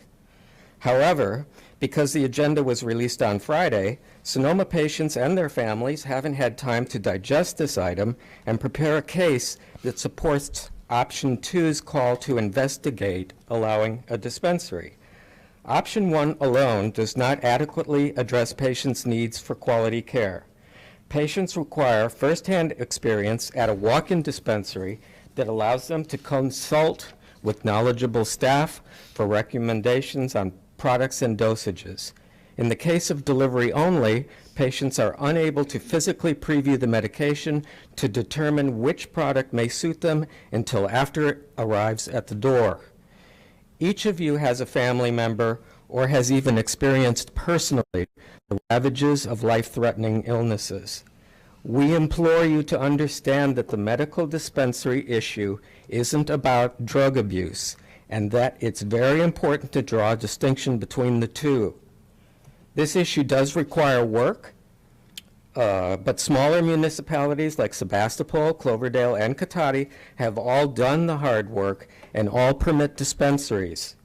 They educated themselves, understood the issues, and found solutions that ultimately work to the benefit of their towns and their patient populations. In closing, we only ask for a fair hearing. Option 2 doesn't obligate you to permit a dispensary, but does allow for investigation of the concept. SVCG is well prepared to offer experience, resources, and solutions to that investigation. We ask the City Council to look at the entire landscape and continue discussions that will provide its citizens with a fair, reasonable policy solutions they deserve. And finally, I'd like to dedicate my moment here to my good friend Carlos Big Dog Campos. You heard from his wife this evening, Michelle. Carlos was a passionate advocate for medical cannabis and spoke eloquently to you all here during the September 11th meeting, just one short month before his passing from cancer. So God bless Carlos. Thank you, Mr. Latimer. Thank you.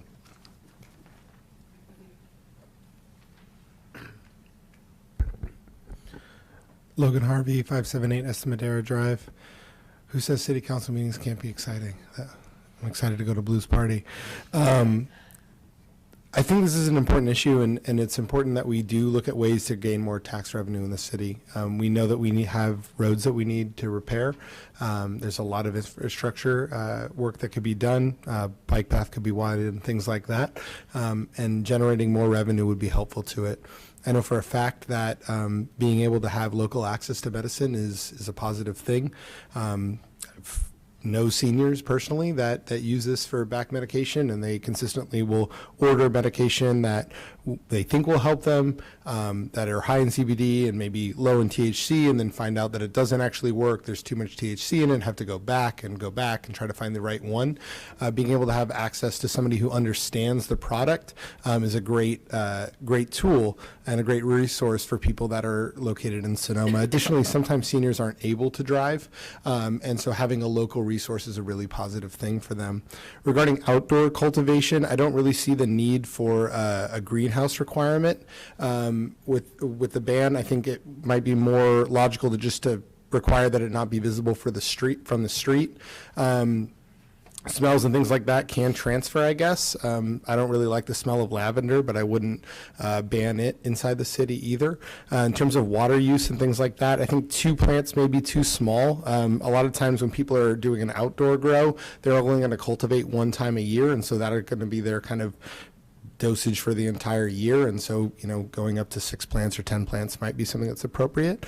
I don't think it's necessary that we have large commercial grows here in the city. I think Mendocino County will take care of that just fine. There's other areas inside of California that can definitely produce enough cannabis for the state. May be interesting to consider options for some sort of manufacture of say, edible goods or other things out on 8th Street. I'm not sure if that's actually in city limits, but that might be a thing to consider. But any way that we can generate more tax revenue to the city would be a positive thing. There's a lot of projects that need pushing through. This could be used to help subsidize housing, could be used for a whole number of different things that we could really use inside the city. And so if there's a revenue that cities near us are able to tap into, I think we should definitely seriously consider doing that as well. Thank you, Mr. Harvey.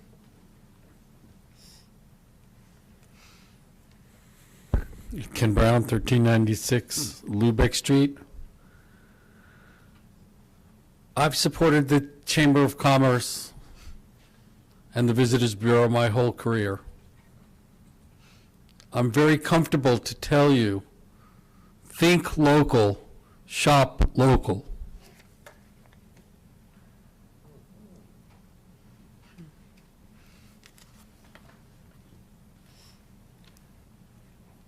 Good evening.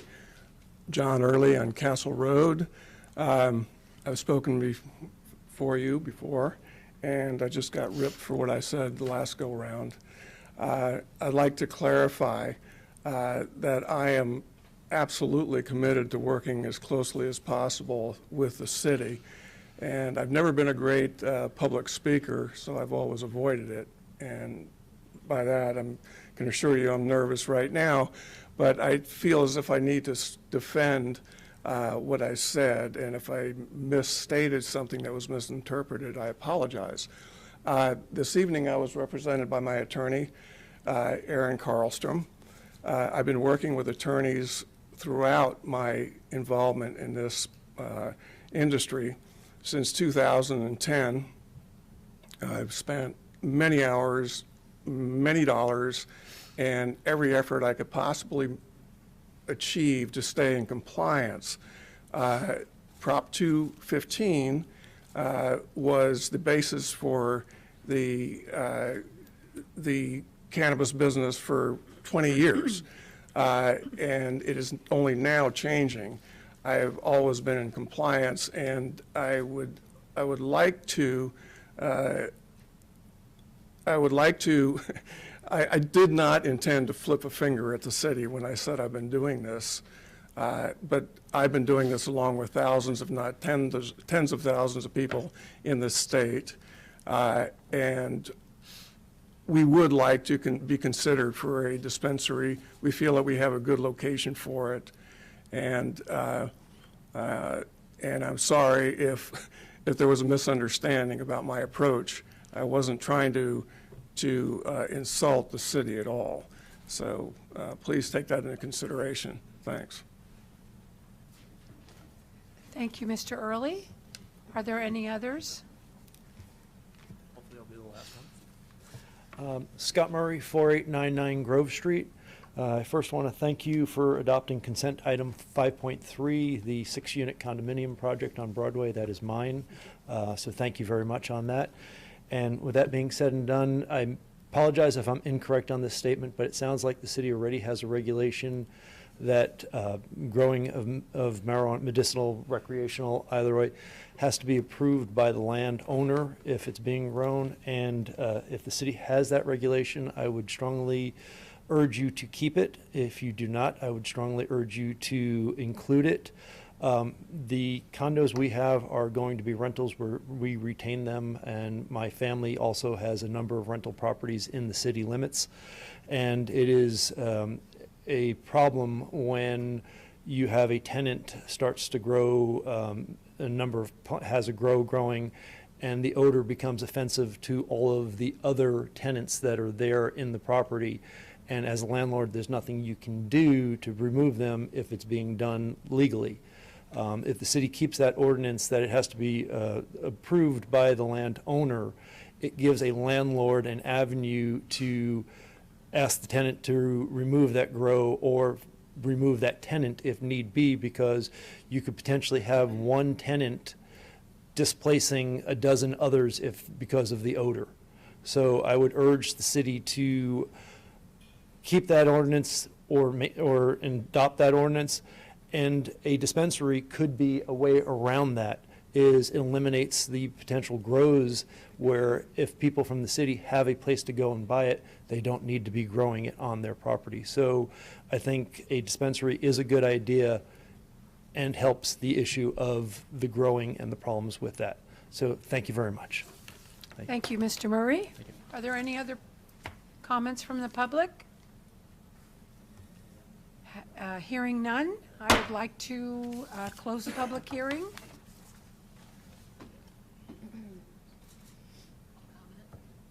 And I'm looking for comments or questions from our council. We've heard an awful lot of information. Let's see what we can come up with. There is quite a lot to dig through here. With regard to the staff report indicating that there was only support for medicinal uses, that's not my recollection. I don't think we actually discussed the purpose of the user. We discussed the methods of receiving marijuana, but not the purpose. I could be wrong, but that's my recollection. And I absolutely support both medicinal and recreational use. 62% of the adult voters, when almost everyone in Sonoma votes, said that they want marijuana for recreational purposes to be legal for adults. And I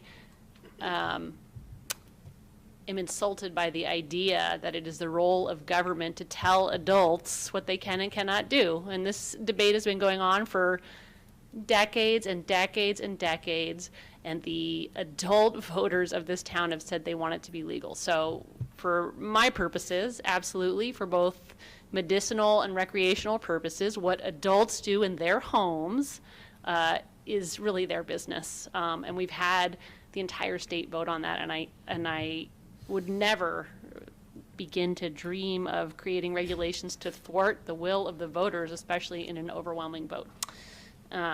So with regard to the current ordinance, it's my understanding that the outdoor cultivation in a greenhouse cannot be prohibited because under the state law, cultivation in a greenhouse is considered indoor cultivation, which cannot be limited. That's my understanding. So we did not actually approve outdoor cultivation in a greenhouse. I think that's not something that you can disallow. I attended a session at Sonoma State University this weekend on planning, and this was one of the topics, and that's actually where I learned that. I don't think there's council support for it, but I have no problem with 2 outdoor plants being cultivated. I think outdoor growing is the safest place to grow marijuana. It requires no artificial light. There will not be a fire, which I think is one of the highest risks of indoor cultivation, is fires. And can receive natural rainfall instead of using other irrigation methods. So in terms of a dispensary, I absolutely think that option number 2, which involves the community having input on whether or not we should have a dispensary, is necessary. There has been comments that people voted that they wanted recreational use to be legal, but that was not a mandate for a dispensary. That could or could not be true. I don't know the answer to that, but I think we're beholden post-vote to explore that with the people of the town. And if people want to have a dispensary, then I think, you know, we need to honor that. And we're not here to be the parents of other adults. We are here to carry out the business of the city and to take into consideration the will of the people. And I think that's a serious mandate, and that's what I support. And I think that's, so with regard to continuing the current moratorium, I support delivery for medical and also recreational uses. I support the outdoor cultivation of up to 2 plants, and indoor cultivation as our current emergency ordinance indicates. And I think that's all of the items. Thank you. Councilmember Hundley. I also find the restrictions on cultivation to be difficult for somebody who just wants to have a couple plants. I think there could be a way to have, if someone's going to have all full 6, have something like this, because I also want to avoid conflict with neighbors. But I think that there's a route to have it a little bit simpler for a smaller number, maybe in the backyard, closer to the house, away from eyesight. But I would love to explore ways to make it a little more accessible, especially outside, because, you know, sunlight rather than using electricity to grow plants makes more sense. As far as dispensaries, I support at least one, and I think that if there's support to move in that direction, I think the devil's in the details, and we just need to move to the process where we can have input and then see what the best practices are and get recommendations and start making decisions on those. And is there anything else? No. That's all. I'll go next. So, enforcement. One of the things that I think we didn't talk about was that we had the smoking ordinance in Sonoma. And as much as I love your music, Earl, my kids go to school at the community center, and I don't really want it to be everybody lighting up at the community center. That's probably the first non-smoking place in Sonoma, actually before our ordinance, and I'd like to keep it that way. We already have lots of smokers that hang out in the crosswalk where we have to walk with our kids, because the AA meetings, they can't smoke at the community center, so they go out and wait in the sidewalk for the kids to walk to school, which we'll do something about at some point. As far as outdoor grows, there's many grows going on in Sonoma right now. You guys all know the van that I drive. I can see over almost everybody's fence in Sonoma. And I've seen places where there are 50 to 100 plants, and there's all kinds of grows going on around Sonoma. And I'm not in favor of outdoor grows. I have no problem if somebody has a code-enforced greenhouse, no problem. If you want to do that, and whatever the state law allows, if it's 6 plants, then if you're going to grow them in the greenhouse where they're not affecting your neighbors or the smell. I'm in the farming business, and there's smells that go everywhere, especially dairies. As far as enforcement goes, I mean, we can't even enforce our smoking ordinance. I won't name names, but right out in front of our building here, as we were getting ready for our meeting, there's people out smoking with the police chief sitting here. There's no, it doesn't work. Our appreciation day for the firefighters out on the plaza, you could smell cannabis everywhere. I mean, it was just, the plaza is a smoking place. You pull up in the Rose Garden and people are smoking every single day. Not just cannabis, but cigarettes and so on and so forth. So I don't know how we can make all the rules that David put up on his list, or how we're going to even remotely enforce them. So as far as the dispensary, I talked at our last meeting, and I think we were pushing towards, but I think we were talking about both recreational and medicinal. I'm not in favor of the type of dispensaries that we all, not all of us, but some of us saw in Vallejo. I really personally just don't have any interest in that. I'm very open to a dispensary where people are actually getting medicine. I'm not in favor of recreational. And the reason being is that most of the people I know in Sonoma that use cannabis have been using it for years and years and years. Earl's never had a problem finding what he needs. And I don't really have an issue with people, what they do in their homes. I mean, it's people's businesses, whether they use alcohol, drugs, or whatever they do, it's their business. But I do believe that we don't need to be like everybody talks about every other community in Sonoma County. We don't need to be like everybody else. Why do we need to? I mean, 8th Street, there's a lot of businesses that go on out there that I think 99% of the people who live in Sonoma have no idea what all of the businesses that are actually out on 8th Street. And, as far as all this tax revenue, I don't believe it, because once farmers start getting involved and as the laws are going to change on a daily basis with this, because there's so much money involved. And, I don't know any growers or any people that have been doing all of this work have, called up the IRS and says, oh, by the way, I've made hundreds of thousands of dollars. Here's your share. I'm pretty sure that hasn't gone on. And I do believe that if we tax this and the taxes that are on it, the black market is going to continue to thrive as it has, because the cannabis black market business is bigger than agriculture in the state of California. So I'm open-minded about it. I just don't want to see what I saw in Vallejo and have a shop where, all the glass stuff and here, these are the candies. They look just like, and I brought it up in council meetings before, where the guy said, this would knock me out for 4 days, and my first thought was it would also kill a kid. So that's just those are my thoughts. Thank you. David? Well, I'll first start off by saying that I do support this ordinance. And going back to a lot of what the speakers were talking about, as far as what the council's done for the last 10, 15 years. Cannabis has been around for years. Being on the council for 5 years, I don't believe we kicked the can down the road. There's been state legislation. This is a slow-moving target. The city of Sonoma, as far as I feel, needs to watch other communities.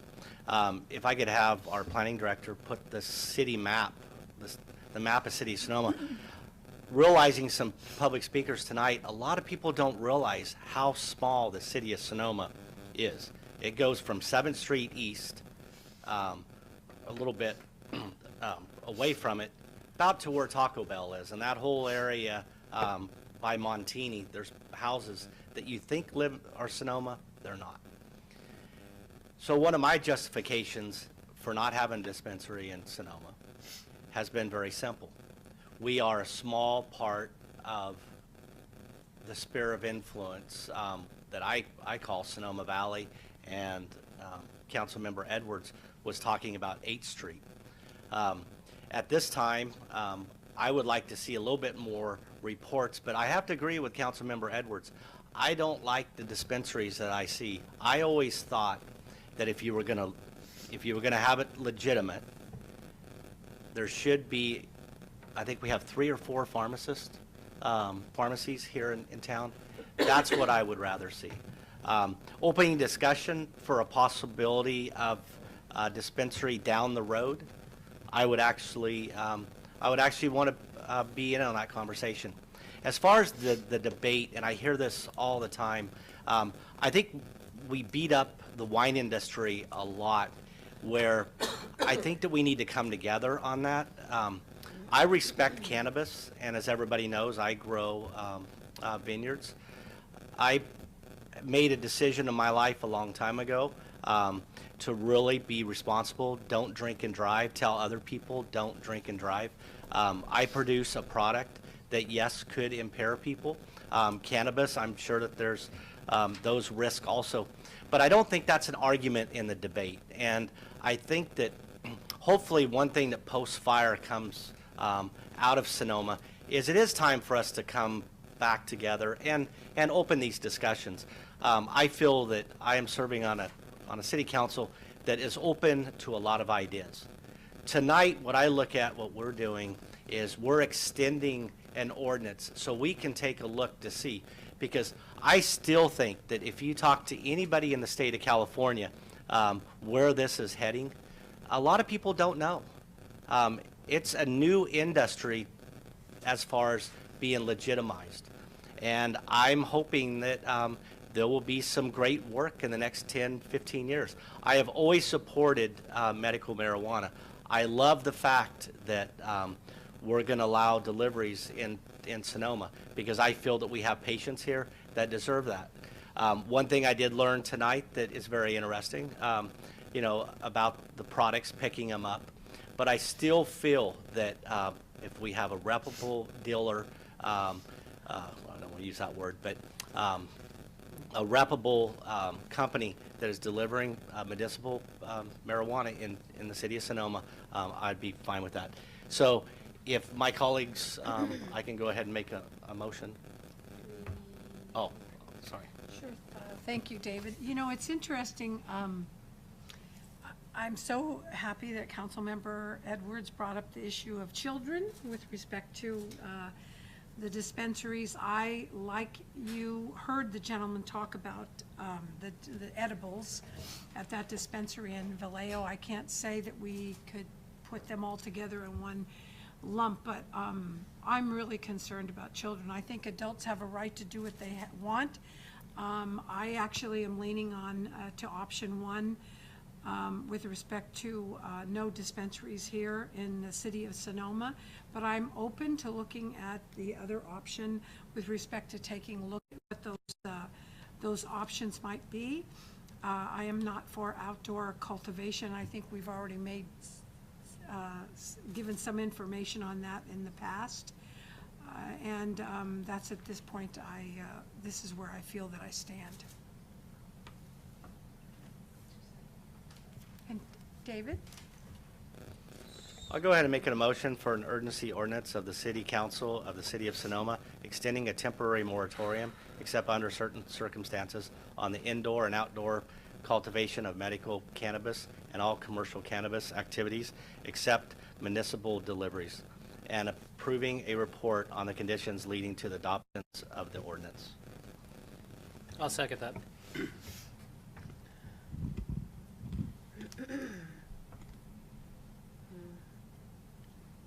Are there any other? Oh, I'm sorry. I just have a question. So you're only addressing now, does your motion only address item 1, or it's addressing both of these? Sorry. It's addressing item 3. Oh.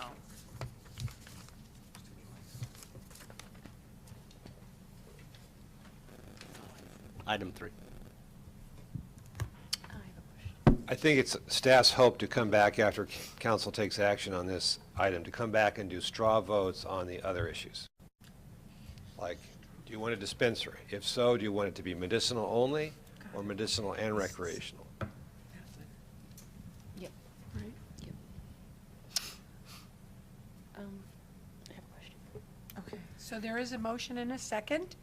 Could we? I just need 1 minute. Oh, all right, I apologize, thank you. I have a question. So the timeline for this emergency ordinance, so because of the sort of holiday time, we'd be coming back at the next meeting to do it again? Is that correct, or no? No. So this No, is would this the be- 10-month, This would be the 15-day? 10-month and 15-day. And what is the, I guess it depends on what we agree on. I guess I'll ask afterwards. Okay. See where we all are. Well, I think it might be just for maybe the members of the public too, if I could ask David or Jeff just to reiterate within this urgency ordinance, what are the key points in this ordinance that we're asking, just so everyone's following along? You bet. That's a great idea. So Again, at the council meeting of November 6th, the city council adopted an urgency ordinance that's valid for a period of no more than 45 days under state law. And that urgency ordinance had two elements. The first were restrictions on personal medicinal cultivation, and these mirror the moratoria that are in place right now on recreational cultivation. And as shown on the slide, up to 6 plants per dwelling are allowed indoor, subject to restrictions, and outdoor is prohibited. And we just called out the greenhouse, just in case there was any confusion about whether or not someone could grow in a greenhouse. We wanted to make sure that people understood that they could.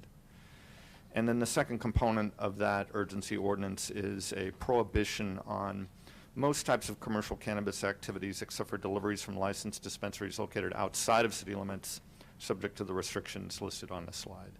So that is the extension that is on the agenda tonight for council consideration. So, I'd like to make a amendment to the motion, which is to change it to read a temporary moratorium on the indoor and outdoor cultivation of medicinal and recreational cannabis and all commercial cannabis activities except for the indoor cultivation of up to 6 plants per residence for medical and recreational purposes and the delivery of cannabis by out-of-city businesses. I'd like to remove the language limiting it to medicinal cannabis. I wouldn't support that. Mr. Walter? The council already has in place a moratorium that addresses recreational cannabis. And that moratorium will expire in November of next year. That moratorium prohibits the outdoor cultivation of recreational cannabis, actually prohibits the indoor cultivation of recreational cannabis except for up to 6 plants. So Well, that's this is already about in place. delivery, right? For both cultivation and delivery, which are mentioned in this document in front of me, it says it's limited to medical, and I think given that the voters voted for it to be recreational and medical, that it should be both. What paragraph are you looking at? Page 70 of 131. Looks a little number. And the problem with that is that this is an extension of existing moratorium that lasts 45 days. The existing moratorium does not permit the delivery of recreational marijuana. It permits the delivery of medicinal marijuana. Tonight's action is to extend that existing moratorium. It's not to create a new type of moratorium with different exceptions.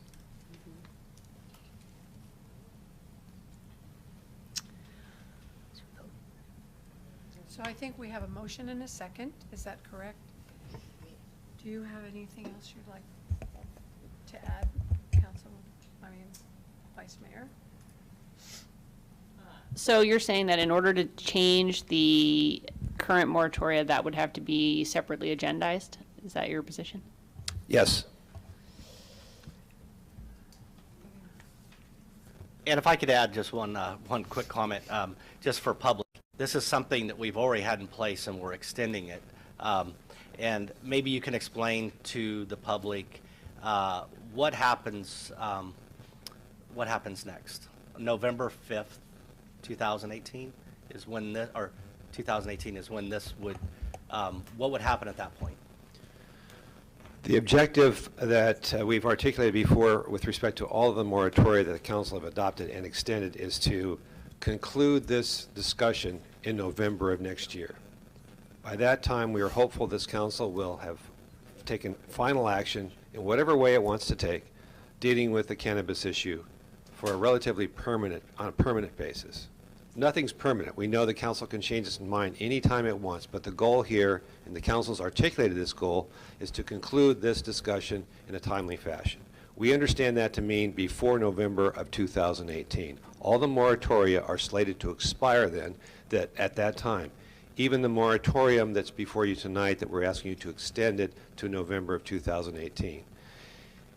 It's up to the council what it wants to do. The other moratoria dealing with recreational cannabis, those can't be extended any further. They will expire in November 2018. So if the council has not addressed the cultivation of recreational cannabis there will be no rules at that point governing that topic in November 2018. If the council has not, prior to that time, taken action that permanently installs what the council wants to do with that issue. Let me just add, may I just add one item? I think part of the reason, again, we added this urgency ordinance and brought it back to council was to really clarify that the personal medicinal cultivation was 6 plants. In addition, we heard from council that you wanted to be able to allow delivery while you were looking at making the permanent regulations. So that really was the purpose of this ordinance, following what we heard from council. Yes, I just want to say thank you for clarity. So I would like to call for the vote. Could I have a vote? Thank you. Roll call vote. Thank you so much. Councilmember Edwards? Yes. Councilmember Cook? Aye. Vice Mayor Harrington?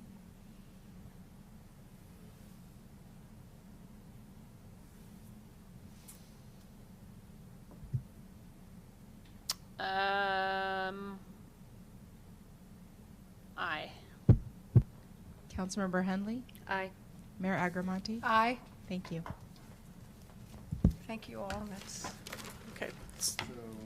Yes, if we could, we would like to return to the other two discussion topics, one of which had to do with limitations and next steps with respect to personal cultivation. We've heard two council members suggest that they'd like to see at least a limited allowance for outdoor cultivation, and we need to know, and I think we'd like to take a straw poll on that. Well, actually, it would be great if there could be maybe a motion by a council member or two that was interested in allowing whatever 1 or 2 plants, or allowing some plants outside of a greenhouse, and then getting a sense from the rest of the council, because this is an area that we could bring forward more permanent regulations sooner, if that's the interest of council. If you want to weave this into the broader kind of dispensary conversation, we can as well. But this is a piece, again, we could try to create clarity and get permanent regulations done sooner. So we'd like to get some direction from the council. So would anyone from the council like to move forward? I would like to make a motion to direct staff to prepare regulations allowing, what would it be, a reduced number? Up to, would you say 2? Up to 2 outdoor plants, residential. Yes? I'll second that. Any? Yes. And just for discussion, I will not be supporting that. And my main reason is, I think on Sunday when I drove by the plaza, I have to agree, I saw 2 people smoking cigarettes. One was sitting on the bench with Vallejo. I was glad Robert Demler didn't go by. It would just make it too confusing. For me, my vote is more or less for we need enforcement. And I think if we go with even 2 outside, I think it would be an enforcement issue. All right, it sounds like, do you have anything? I just wanted to make one comment about the odor, which is if we refuse to allow outdoor marijuana because of the odor, then I think we should also pass an ordinance banning all ginkgo trees. And anyone who's been on the plaza may have recently smelled something my children refer to as barf berries, and those are the fruit of the ginkgo tree, which smells like vomit. So there are many plants in this fine world of ours that have smells that are objectionable. Well, it sounds, I think we have a motion and a second, is that right? And I'd like to call for the roll. Councilmember Edwards? No. Councilmember Cook? No. Mayor Pro Tem Harrington? Yes. Councilmember Henley? Yes. Mayor Agramonte? No. Thank you. So we're going to move on. What is next here? David, before we move off cultivation for personal purposes, I think we need a straw vote on, are you okay with the regulations that you have adopted in the 2 moratoria now that you've approved, dealing with the indoor cultivation of both medicinal and recreational cannabis? It allows up to 6 plants to be grown indoors, whether that's a greenhouse or a home or a garage, it's 6 per residence. That's Proposition 64. Proposition 64 entitles every Californian to grow indoors per residence up to 6 plants. The council has embraced that and has imposed some regulations. Proposition 64 allows cities to impose reasonable regulations. There's a list of them in the moratoria that you approved.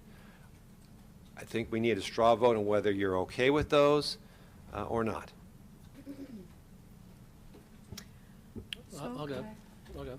I'm okay with the list that's been created, especially the one consent of a property owner. I think it would be helpful to have another motion, a straw vote, so we can decide whether we can come back with a permanent ordinance that memorializes those concepts into a document the council can adopt as a permanent ordinance. And we're looking for a motion? I would make a motion that we adopt the regulation of what's in the urgency ordinance regarding the indoor plants, maximum of 6. I'll Is there a second. Oh, thank you. Roll call, please.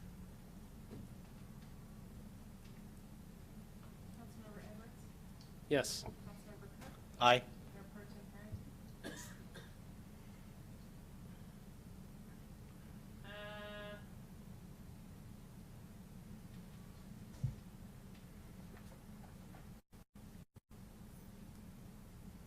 Does that mean that only the regulations with regard to indoor cultivation or indoor and outdoor? Confirm all of what's on here now. Just indoor, because the council's indicated they don't want outdoor cultivation at all. So right now, we're dealing with indoor cultivation only. Aye.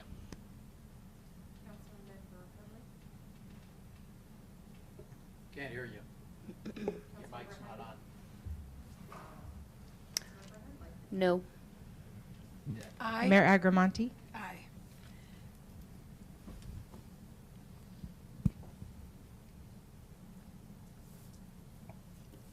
Right, thank you. And next, we return to topic number 2, which we had divided into 2 parts, and that is kind of another question in a sense, because you know, if there was interest, but not a commitment to looking at recreational, that could just be rolled into the second option that's under discussion. So I'd like to make that point very clear. So we've already learned that staff was mistaken with respect to at least one council member, that there is interest in looking at recreational. And so, again, the purpose of this part of the discussion was just to find out from council what topics you are interested in exploring, if there is interest in looking at other kinds of commercial cannabis activities. David, maybe I can help the council focus on this. Let's go through the staff report. The first option that's been proposed with respect to commercial cannabis, we're now moving into commercial cannabis here. The first option is you limit commercial cannabis to deliveries of medicinal cannabis from licensed dispensaries outside of the city. Is there a majority support for that being the sole type of commercial activity allowed in the city of Sonoma?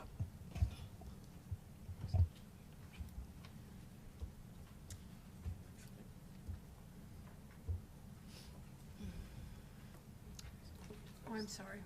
Does anybody have any comments, questions? Oh, should I make a Is motion? this, yeah, do we need a motion for this, or do you just want to go down the line and say how we feel? Let's have it, let's do a motion. Let's get this one off the table or leave it on. I don't know where we are. Let's have a motion. Is there somebody who's interested in restricting commercial cannabis? Well, to why can't we make deliveries of- the pro motion, which is, I would make a motion that we adopt option 2, which is have preliminary council discussions and directions on key issues, have a public workshop, follow up with a city council discussion and decision as to whether to proceed with a dispensary allowance, and have that happen within 3 to 4 months. So basically, allow the public to weigh in and have further discussion on having a dispensary, and during that time, we could talk about whether it would be for recreational or medicinal purposes. So that's my motion. I'll second it. So we have a motion and a second on this. Could we have a roll call, please? Councilmember Edwards, No. Councilmember Cook, Aye. Mayor Pro Tem Harrington? Well, I guess my question is for Councilmember Edwards. I thought in your comment that you indicated you might support a dispensary, so I'm wondering before I vote if you could help me understand if there's a different motion that you might support. If you amended it to medicinal, I would consider it. I would accept that amendment.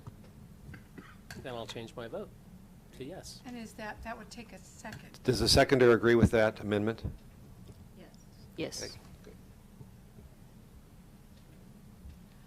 Do we need to start over? So we would have to do a roll call vote. Yes, New, let's try that. completely new. Councilmember Edwards? Yes. Councilmember Cook? Aye. Mayor Pro Tem Harrington? Yes. Councilmember Henley? Aye. Mayor Agramonte? Aye. Thank you. And really quick, could I, through the chair, could we explain that motion for public so they understand exactly what we just voted for? Well, sure. The council by majority vote has stated that it wishes to explore the dispensary option, and this option would also include consideration of recreational. Sorry, limited to, we already messed that up.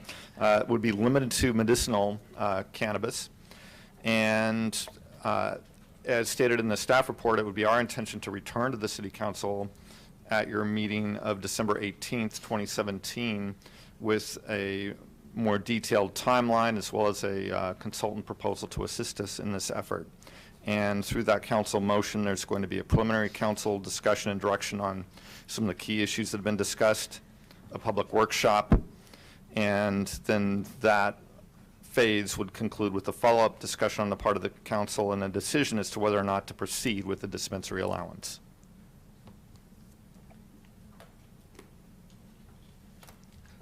Yeah, thank you, because what the council has done tonight is we have enacted the urgency ordinances, stopping any grandfathering in of any activity, and then we've directed staff to come back and take a look at possibly having a dispensary in Sonoma for medicinal purposes at the choosing of the council at that time.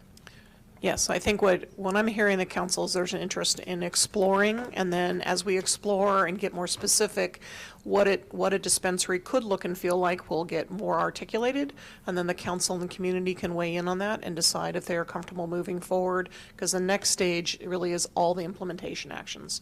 So there will be kind of a go, no-go decision by the council once we actually know what it looks and feels like for our community, and if the council can get to that point. I want to go back to just one other area of direction is the issue of some of the rest of the licenses, cultivation. If you go back to that slide. So there's one other slide you had, the first. Go back down one more slide. Yes. So I just want to clear, I think the only other item that we haven't heard directly from is the issue of some of these things are more difficult to do in the zoning of our community, but commercial cultivation, manufacturing, testing, and at this point, recreational retail. You can, if you want to put off the recreational retail, you can, but those are the other types of licenses, and it would be good to understand what the council's preference on those types of licenses are as well. I'll make a motion not to allow commercial cultivation within the city of Sonoma. Second. Well, I think, I mean, if everyone's against everything on this list and we could put it all together, I would support manufacturing and testing, or at least exploring those two. So would I. So there's a motion? Oh, sorry, go ahead. But I don't support the recreational retailing and distribution. So I could go with manufacturing and testing on a limited basis. Okay, so can you make a motion for, okay, so I made a motion to disallow commercial cultivation of marijuana in the city of Sonoma. Second. Oh. Could I have a roll call? We're taking each item. Can I ask who seconded, who was the second? Garrett. Thank you. Councilmember Edwards? Yes. Councilmember Cook? Aye. Mayor Pro Tem Harrington? Aye. Councilmember Henley? Aye. Mayor Agramonte? Aye. Thank you. Make a motion that we draft an ordinance to allow manufacturing of marijuana products, I guess, in the city of Sonoma. Well, another way to put it would be to add that to the list that's going to be discussed in the first direction that you gave, or if there's flat-out support for it, it can certainly be expressed in that way. I think part of the reason here is, again, you may have to figure out land use, zoning. I mean, you conceptually, if there's interest, then we go explore and what does it look and feel like. So for me, when I think of manufacturing, I'm not thinking of candy manufacturing, lollipops, and all the other stuff that goes along with it. I'm thinking of things like with what Mr. Early does with tinctures and things like that. I don't have a problem with that, but I have a problem with all the other, the brownies and all the other manufacturing. Bothers me. Does manufacturing for medicinal purposes cover it, or? I'm not an expert on this subject, so Well, perhaps that distilling part. might work for me. Well, it seems like these are all details that we could discuss and further to see if the discussion might reveal itself. You know, consider manufacturing and then down the road figure out what that means, what our options are. Or extraction might be the word. Well, and again, a way to do that is just to add it to that option 2 direction that you've given us. If there's interest in exploring that, then that would provide a vehicle to do that. Yeah, through the chair, I think we do make it too, we make it too hard for public to understand sometimes. The motion that I'd like to make is that the discussion that we are going to have about possibly having a dispensary in Sonoma, it could include manufacturing, testing, and those two. But we're not voting tonight that you can go manufacture. We're just opening that into that discussion for city staff to not waste staff time on something that council wouldn't be supporting anyway. Correct. So is there a second on this? Or is it's just a second? That's fine, that's a second, I'll second that.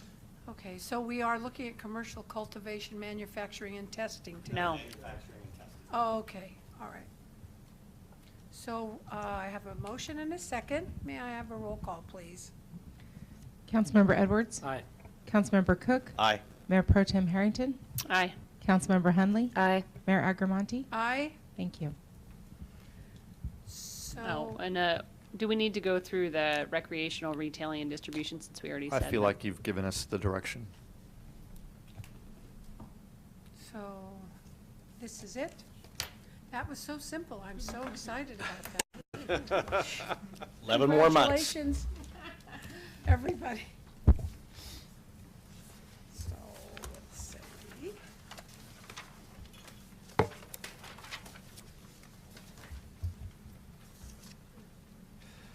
Now, on to 6.2, continued public hearing, discussion, consideration, and possible adoption of an interim urgency ordinance imposing a moratorium on wine tasting facilities.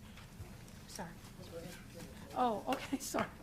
Wine tasting facilities in the Plaza Retail Overlay District and making findings that said adoption is exempt from CEQA pursuant to CEQA guidelines sections 15060 C2 and 15061 B3 and 15308 Planning Director. Yeah. So I just want to clarify that I own a building at 525 First Street East, and in abundance of caution, I'm going to recuse myself from this item and have fun. Thank you. Thank you very much.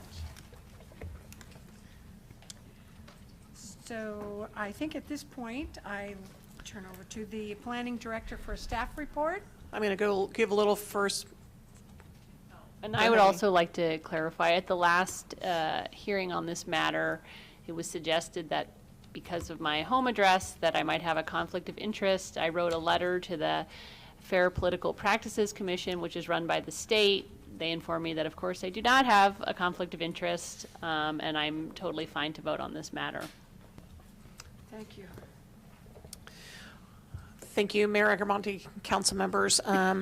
Just let me give you a brief update for the folks who haven't been with us. Back in May, the council had a retreat and they talked about tasting rooms. One of the things you wanted to look at was to look at the number of tasting rooms. In particular, there was concern about kind of the diversity of the plaza overall. In September 18th, the council had a very long study session and looked at a variety of information and clarified, and there was data and analysis and regulations that were provided. And then on October 2nd, council did review an urgency ordinance, and because of some potential conflicts, no action was taken. So tonight we're back in front of you. In order to pass an urgency ordinance, it will take 4 of the 4 votes in order to move forward. The staff report really exists in the same condition that it did back in October, with 2 kind of changes.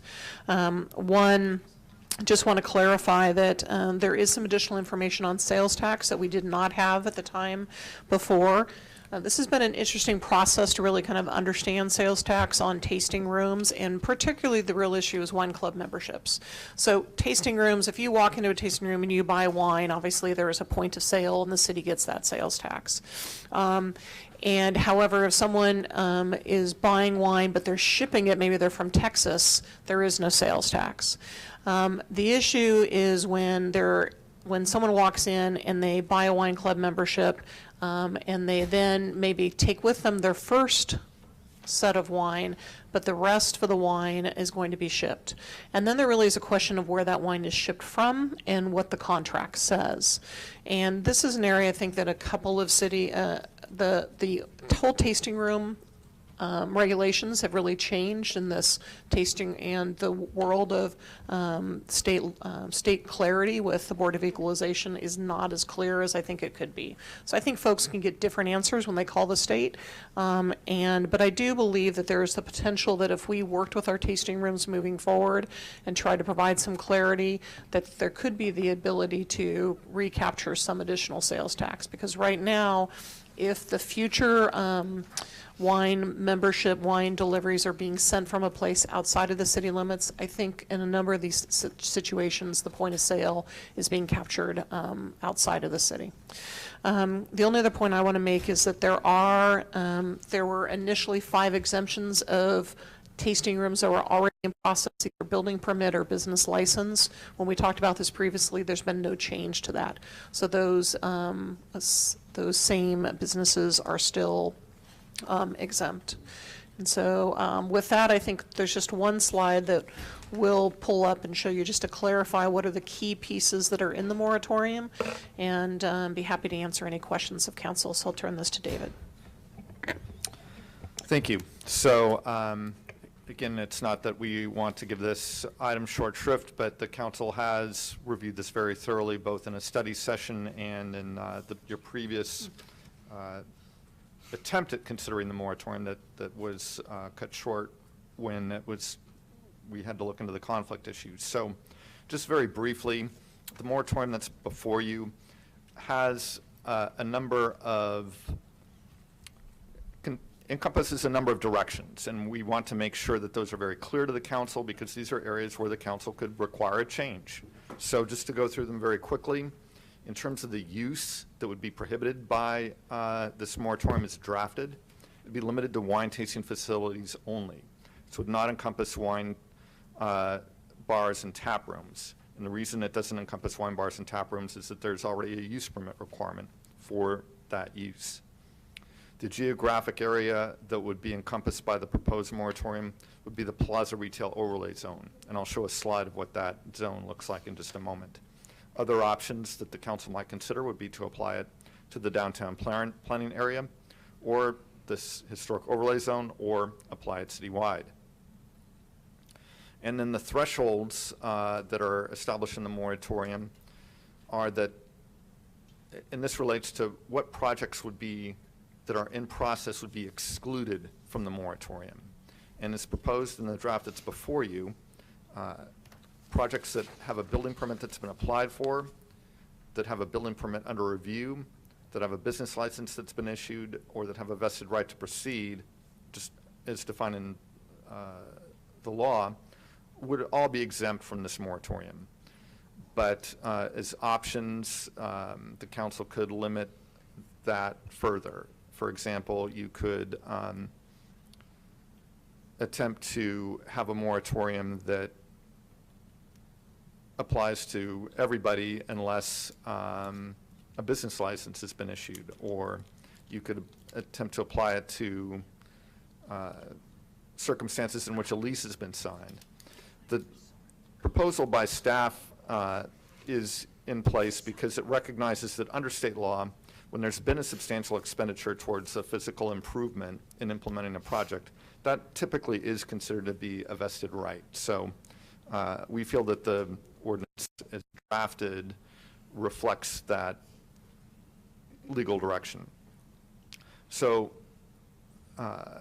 as the city manager mentioned, there are some businesses that are in progress that would therefore be exempt from the moratorium, and we've listed those in the staff report, and we are now showing them on the screen. And they're active. There's an active building permit at 497 First Street West. There are building permit applications that are in process at 414 First Street East and 27 East Napa Street. And we have approved business licenses within the past 90 days at 29 East Napa Street and 452 First Street East. And lastly, this is the Plaza Retail Overlay Zone, which encompasses an area immediately adjoining the plaza and about a half a block in every direction, but excluding state-owned properties. So those are the parameters of the moratorium. We also just wanted to highlight, assuming that you proceed with this, in terms of developing permanent regulations, we would be looking at a number of different topics, whether or not you want to continue with it, whether or not you want to have a use permit requirement apply to wine tasting or some other permit type, whether there should be a local sourcing requirement, a retail component requirement, or policies that relate to concentration of wine tasting facilities. We've already done a lot of research in terms of other jurisdictions that have adopted different regulations with respect to wine tasting facilities, so we feel like we can get a good jump on moving forward in establishing more permanent regulations if that's the direction that the council wants to go. And to that end, this is a draft timeline of the development of permanent regulations, and we would expect to have this process complete by September with council action at that time. So we are proposing an accelerated process. We certainly don't want this to drag on, and we feel that we can accomplish this in a timely manner. So with that, I would be happy to try to answer any questions. Thank you. And do we have any questions? I do have a question.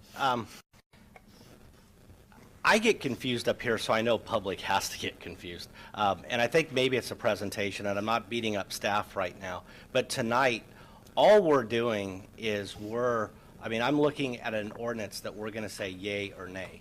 If we say yay, it goes in effect. If we say nay, it does not. But tonight, we cannot make it the city of Sonoma. We can only make it the Plaza Retail overlay, correct? Well, this is a draft ordinance. Now, unlike the previous item where the council had adopted an urgency ordinance and the item on the agenda was to extend it, here we have a draft ordinance that the council has not adopted. And so just to go back to those different parameters that I mentioned, these are all elements that can be changed. They're subject to your review and approval and possibly changed. It's a draft ordinance, and you can change it before you adopt it.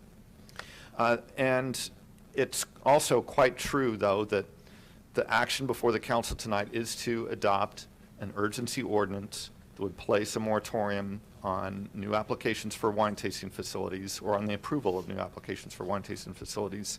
But the only reason to adopt a moratorium in the first place is as a stopgap measure and to allow yourself the opportunity to develop more permanent regulations that address the issues that underlie the reasons why you created the moratorium. So we did want to touch on the fact that there are next steps associated with whatever action that you take tonight.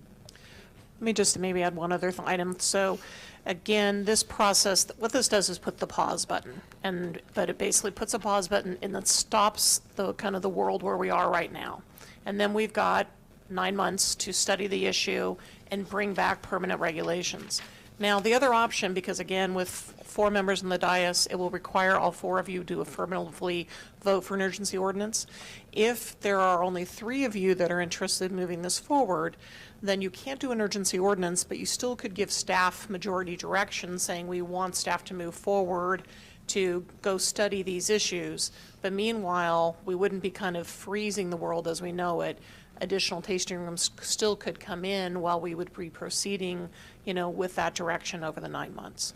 But that's not the question I'm asking. Somebody opens up the packet and they looked at tonight, we are looking at this urgency ordinance, and it says of tasting rooms in the Plaza Retail Overlay District. If I read that in the newspaper and I was thinking of doing something that was outside that area, I wouldn't come to this meeting. But the planning director just said that we have the ability to change that. So I think we really need to strongly take a look at that, because this keeps happening time after time, that I really believe that what is in the agenda is what we should vote for. And then we move into the discussion at a later point.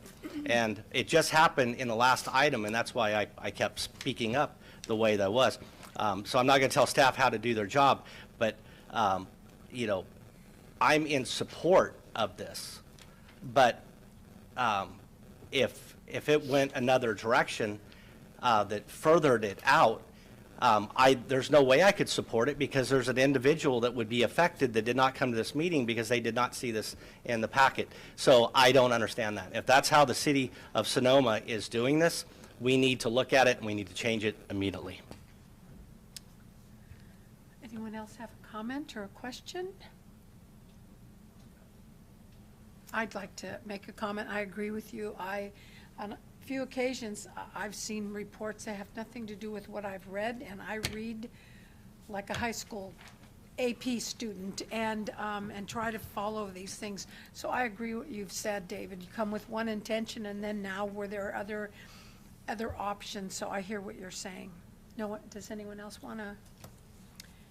Okay, at this point, I believe we're going to open the public hearing to receive public comments.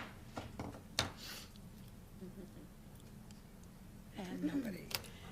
And having none, I'd like to close the public hearing and bring it back to the council for input and further direction. Yes. This was something that I was going to support in the past, and then I had mixed feelings about it because of the fires and our Sonoma Valley wine industry, which is the only wine industry I care about. I feel like they're already hurting, and I don't want to do anything that's going to essentially kick them while they're down. On the flip side, one of the things that I was most interested in exploring is the restrictions related to the geographic, or to the location of the grape sourcing, and it seems like that could weigh in favor of passing that, because if our wineries are still in recovery mode and they're not going to be opening tasting rooms anyway, it could be an opportunity for someone else to swoop in. And so for that reason, I will be supporting the moratorium.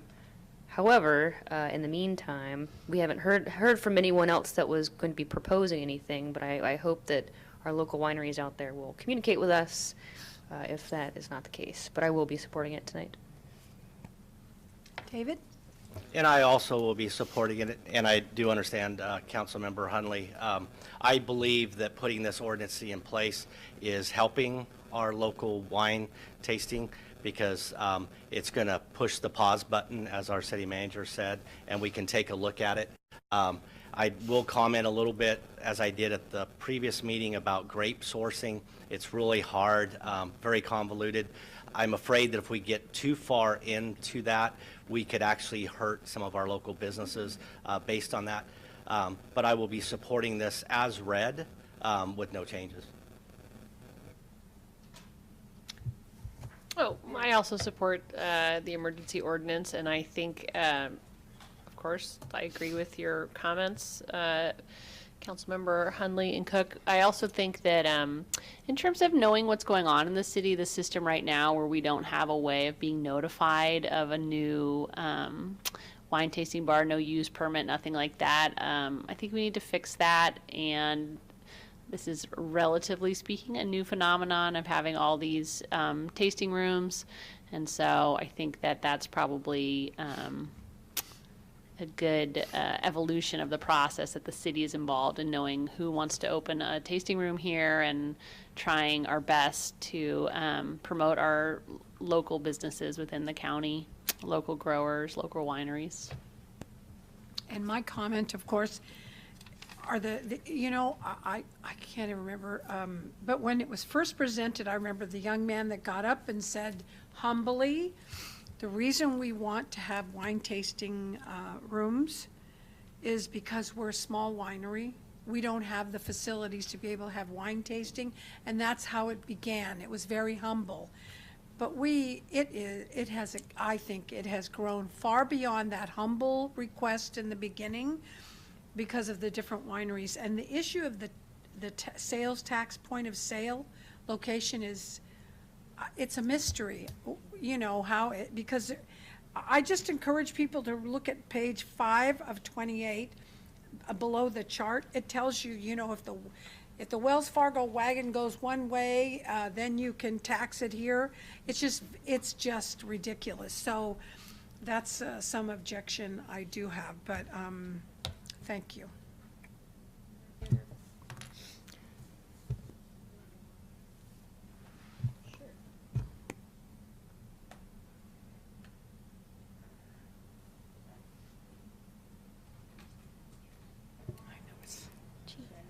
I know, I'm doing it. Yeah. I would like to make a motion to approve an urgency ordinance of the City Council of the City of Sonoma establishing interim restrictions on the establishment of tasting rooms in the Plaza Retail Overlay District pending the consideration and study of zoning and other land use regulations pertaining to tasting rooms. Second. Oh, I'm sorry, I have a second, a motion.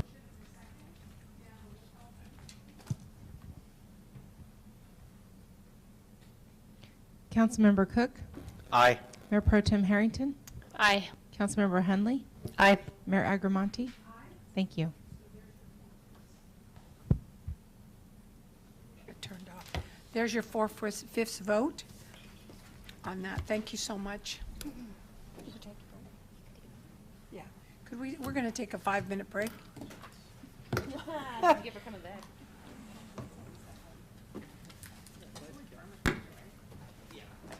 Center, located at 815 West Napa Street. For more information, you can go to sonomapaintcenter.com. And Larbury Automotive, located at 18155 Sonoma Highway. For more information, you can go to Larbury. Flower baskets on the plaza or something. Auto.com. Underwriting is provided by Sonoma Paint Center, located at 815 West Napa Street. For more information, you can go to sonomapaintcenter.com. And Larbury Automotive, located at 18155 Sonoma Highway. For more information, you can go to larburyauto.com. Underwriting is provided by Sonoma Paint Center, located at 815 West Napa Street. For more information, you can go to sonomapaintcenter.com. And Larbury Automotive, located at 18155 Sonoma Highway. For more information, you can go to larburyauto.com. Underwriting is provided by Sonoma Paint Center, located...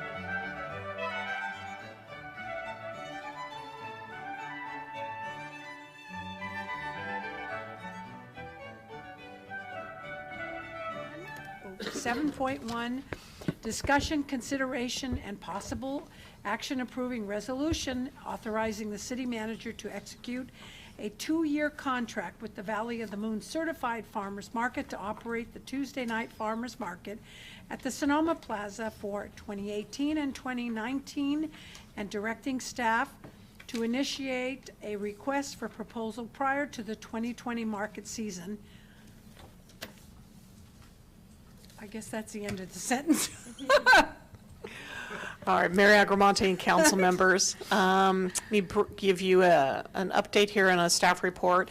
Basically, as council is well aware, in 2010 there was a request for proposal to select someone to manage the Tuesday night farmers market, and the Valley of the Moon Certified Farmers Market was chosen. There have been a series of 2 years and 1 year extensions since that time period. And in early 2017, the council had some conversations prior to doing this year extension, including having a subcommittee made up at that point of Mayor Pro Tem Gary Edwards and Councilmember Harrington. And there were some items that were tried. So for example, music was moved from the Horseshoe to go back and forth into the Grinstead Amphitheater with the goal of trying to kind of use Grinstead more often. There was also a decrease in the number of booths, and there was also a decrease in the number of food trucks to the second and fourth on Tuesdays, and also moving the food trucks to the back. So after that, there was some changes after a little beta test, and while the number of booths and the food trucks remained the same, music stayed out at the Horseshoe.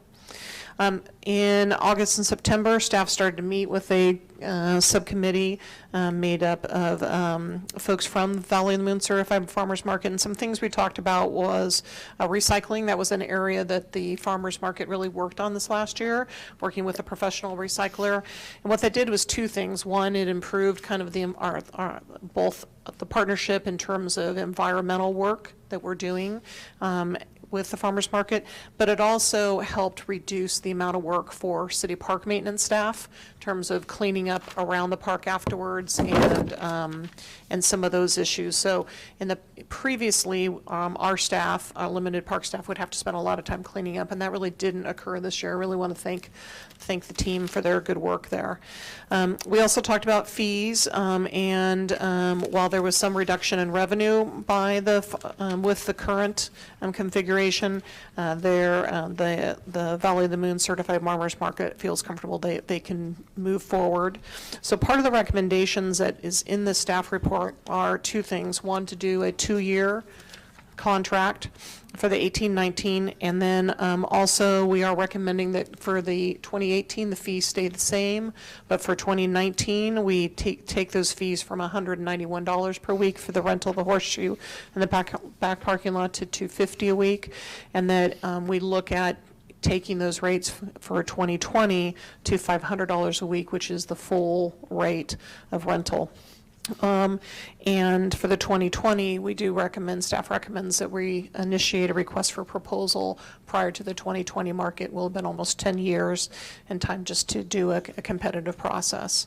In addition to the 2-year contract, staff has worked through to create a series of conditions that were based on the original policy goals that were outlined, and so there are a series of conditions that would be attached to the contract.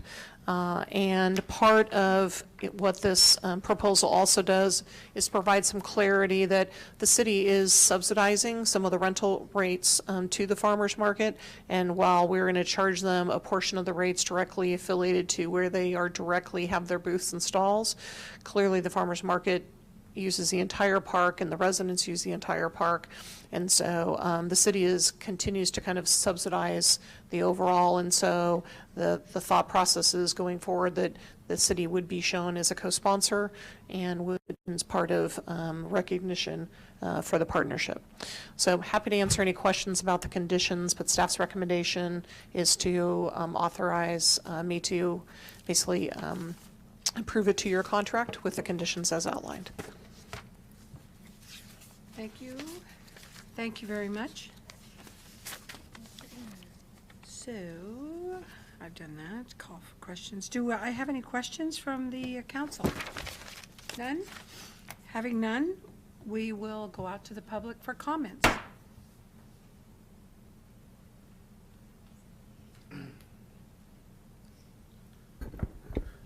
Logan Harvey, 578 Estimadero Drive.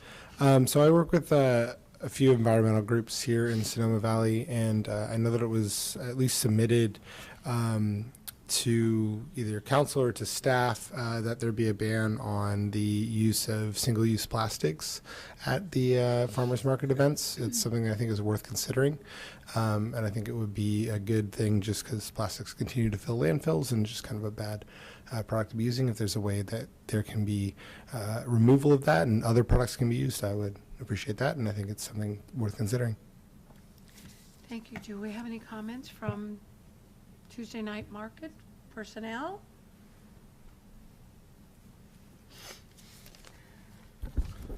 Madam Mayor, City Council, City staff, I want to thank you for the opportunity of standing before you tonight. We are more than willing to cooperate with any of the, just like the gentleman just asked for. We've worked hard on this recycling that we have established and are going to continue to do so. But other than that, we're feeling that the partnership and the sponsorship with the city and the Valley of the Moon Certified Farmers Market is a very good thing all the way around for us. Thank you so much. Thank you. Thank you. Thank you. Does anyone have any questions for Mr. Darden? No. This is public comment, Nope. right? Lori Gallion, 434 Rosalie Drive. I witnessed during my last year in 2016 many commission meetings in which issues had come forward in 2015 and 2016 concerning the farmers market. And I just want to say that the recommendations were certainly brought forward. Their team worked together to resolve what was an accommodation in order to be able to facilitate the farmers market. And I just wanted to say that I like the dialogue that goes on between this group and the recommendation between commissioners and council. And I look forward to seeing that for the next 2 years. Thank you. Thank you. No other input from the public. I'd like to bring it back to the council for input and further direction. I'd like to make a motion to approve as submitted. Second. Are there any comments or questions? I just want to say thank you to the Farmers Market Board. I feel over the course of the past year, even though it got off to a rough start, I think everybody is working better together, and we keep throwing around the word RFP, but the fact is, if that's what we're going to do, we have to start with lots of time, and we always end up talking about this around this time. So I think that get like a couple summers off, not even going to talk about it, and then we'll just take it from there. Like kumbaya or something, right? Thank you very much. So I have a motion and a second. May I have a roll call, please? Councilmember Edwards? Aye. Councilmember Cook? Aye. But Mayor Pro Tem Harrington? Somebody, aye. Councilmember Henley? Aye. Mayor Agramonte? Aye. Thank you. Thank you. At this point, I think we are at council members' reports and comments. Thank you Oh, very I'm much. Thank You're you. welcome. Thank you. Thank you. Looking forward to it. At this point, we're looking at council members' reports and comments. Does anyone have any reports or comments? I don't have the agenda right here. Didn't we have to extend we don't have to extend the emergency ordinance tonight, or we do? Next time. Sorry. So, I wanted to remind everyone that we did dedicate this evening to dedicated the council meeting to Rose Murphy and also Carol Pecorini. Oh, and city manager's report. Oh, well, you're next. Got it. Great, just a few brief things. Want to remind folks that the All Call Day nomination process is open, closes December 31. So you can look on our website for information, and if there's someone who you believe has contributed a lot to this community, you can send a letter and to myself, and again, the process is articulated on our website. Also, the Treasure Artist nomination closes tomorrow at 5 o'clock. So there's some amazingly talented folks in this town, so if there's anyone you think should be nominated there, again, you can call the city clerk's office or look on our website. I wanted just to do a shout out and thank our public works staff.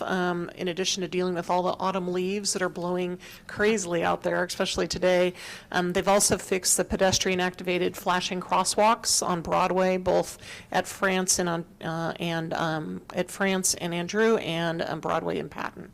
So some of those items that had been not working are working again, and hopefully improving some pedestrian safety. So thank you. So at this point, it's 9, I can't see the clock, it's like 9:25, we're adjourning.